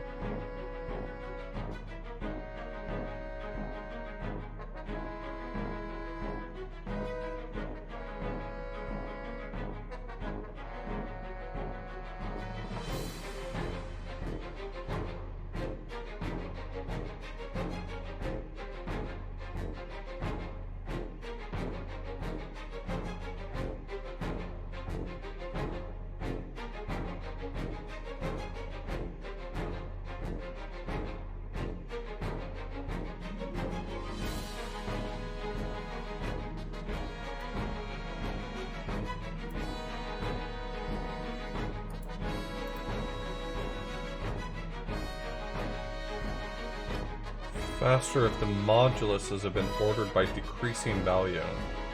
Hey, babe. How you doing? Did you finish already? Yeah. Oh. I Okay. figured you'd be done since I read someone who's playing Magic. Okay, then I'll wrap up soon. Okay, my last thing I need to do is just order them better then. I guess that's what I'm doing wrong.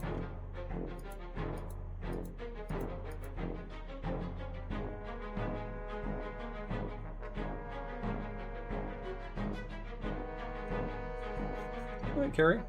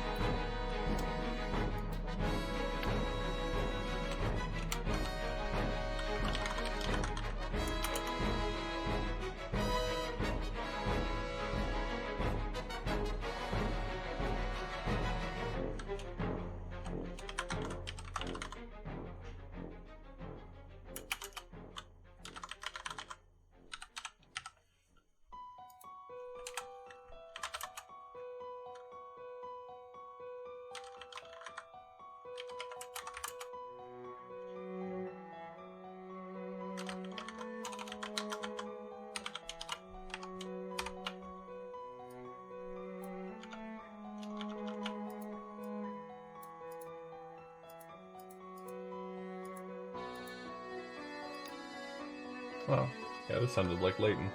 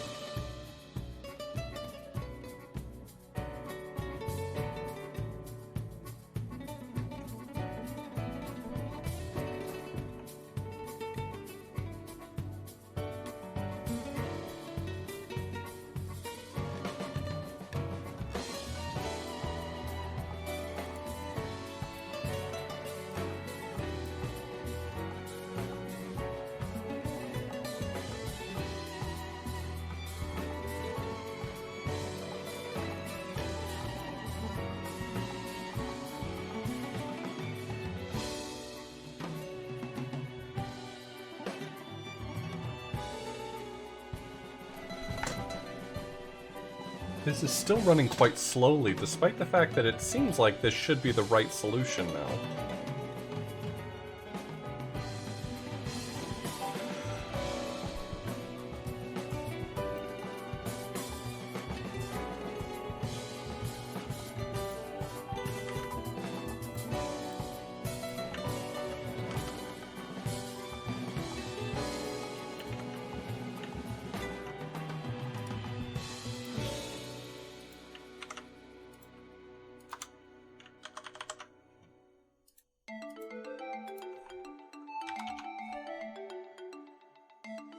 I'm getting the right answers for sure.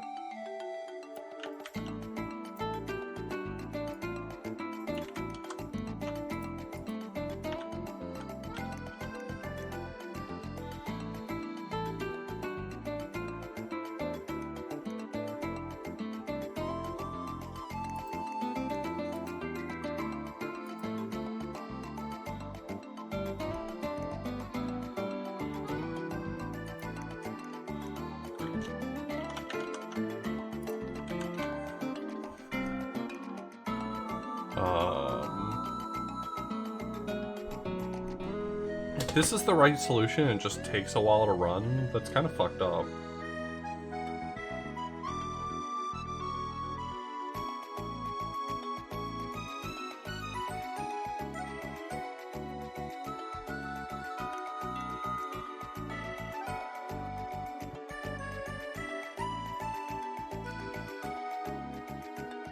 I'll give it a few minutes.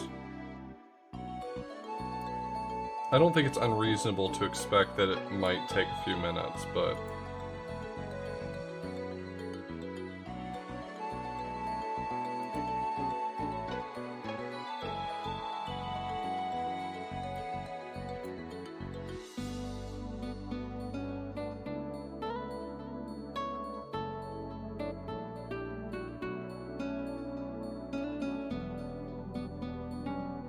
yeah, that's why I'm a little bit concerned, because unless there's some other trick of this that I haven't thought of, it's just the Chinese remainder theorem problem. and I implemented that correctly.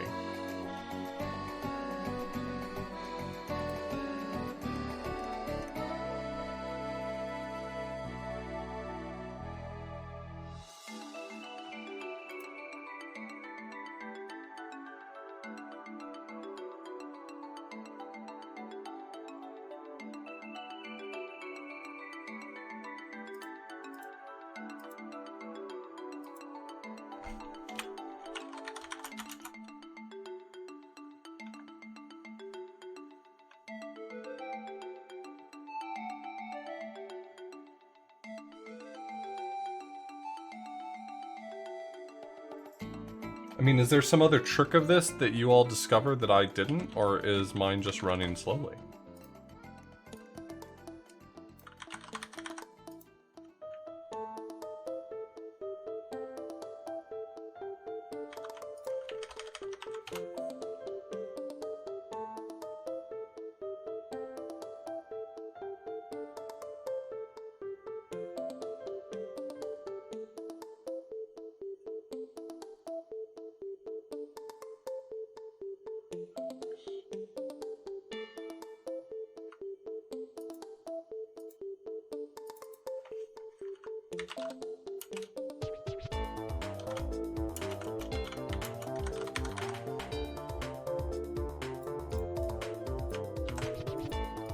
It might be able to do some clever inlining if I do this, I guess.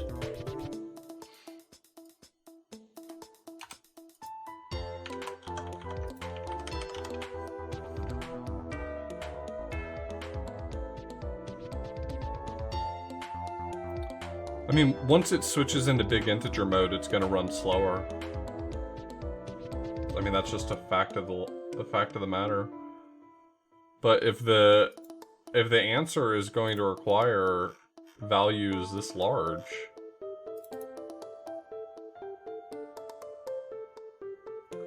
that's longer than a long, right?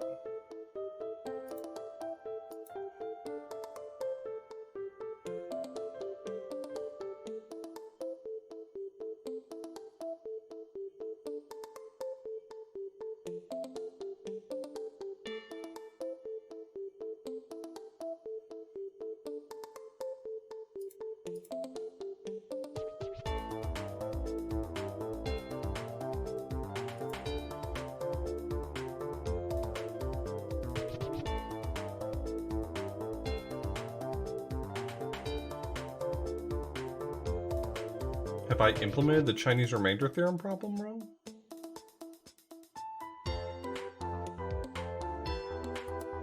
I've updated my step size. This is my step size right here. This fucking huge number.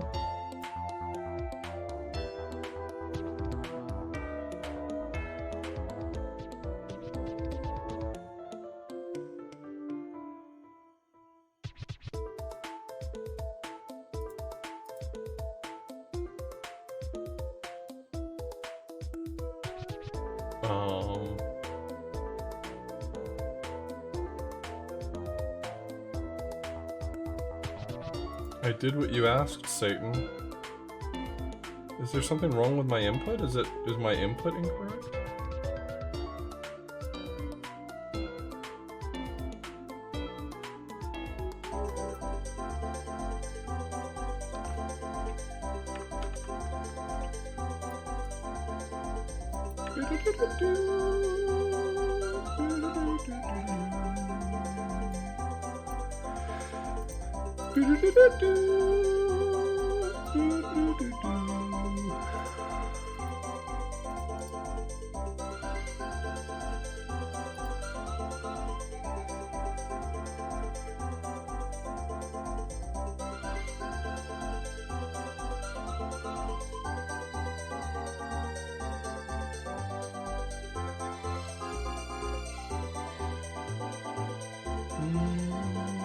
Looks like everything's integers.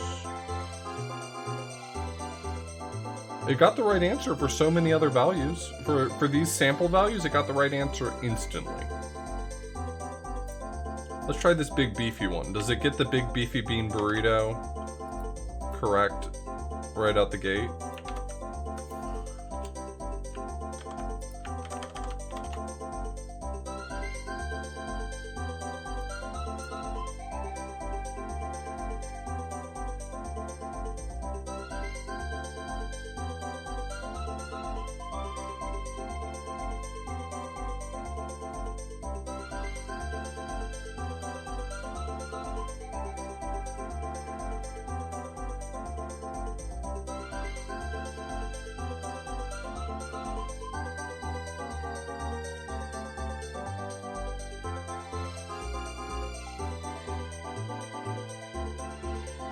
Why is step 100 higher than the first value? What?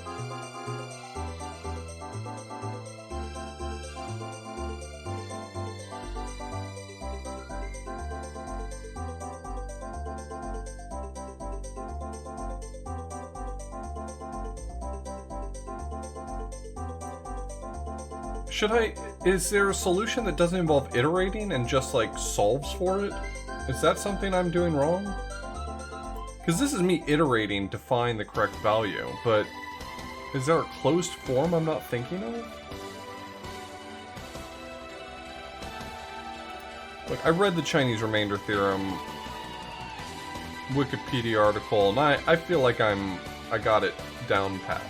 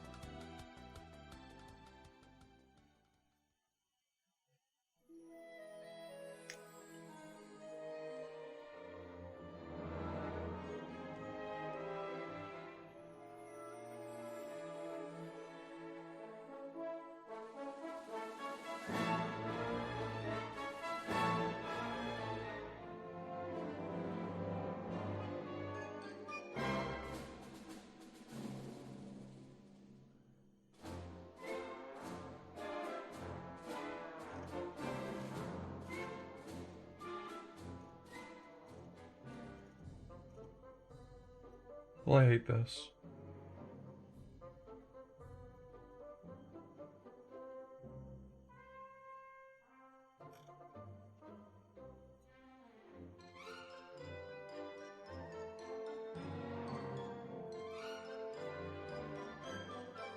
This method also has an exponential time complexity and is therefore not used on computers. Man, fuck y'all.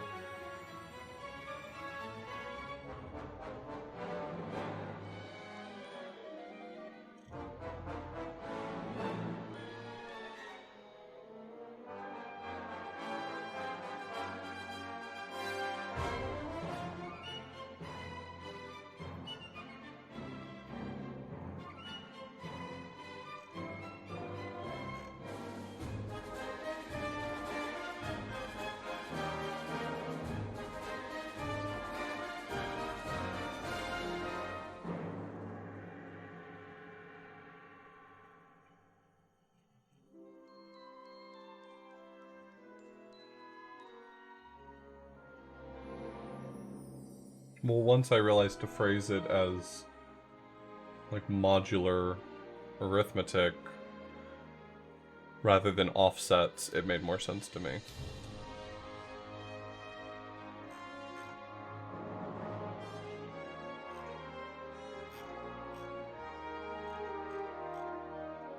This sucks shit.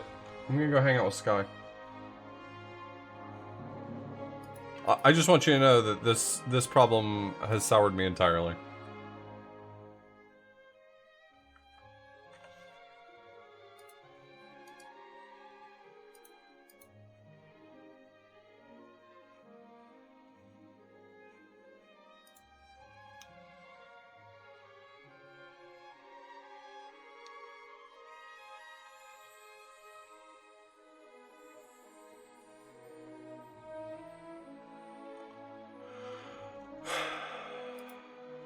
I was having so much fun, but that was annoying as shit.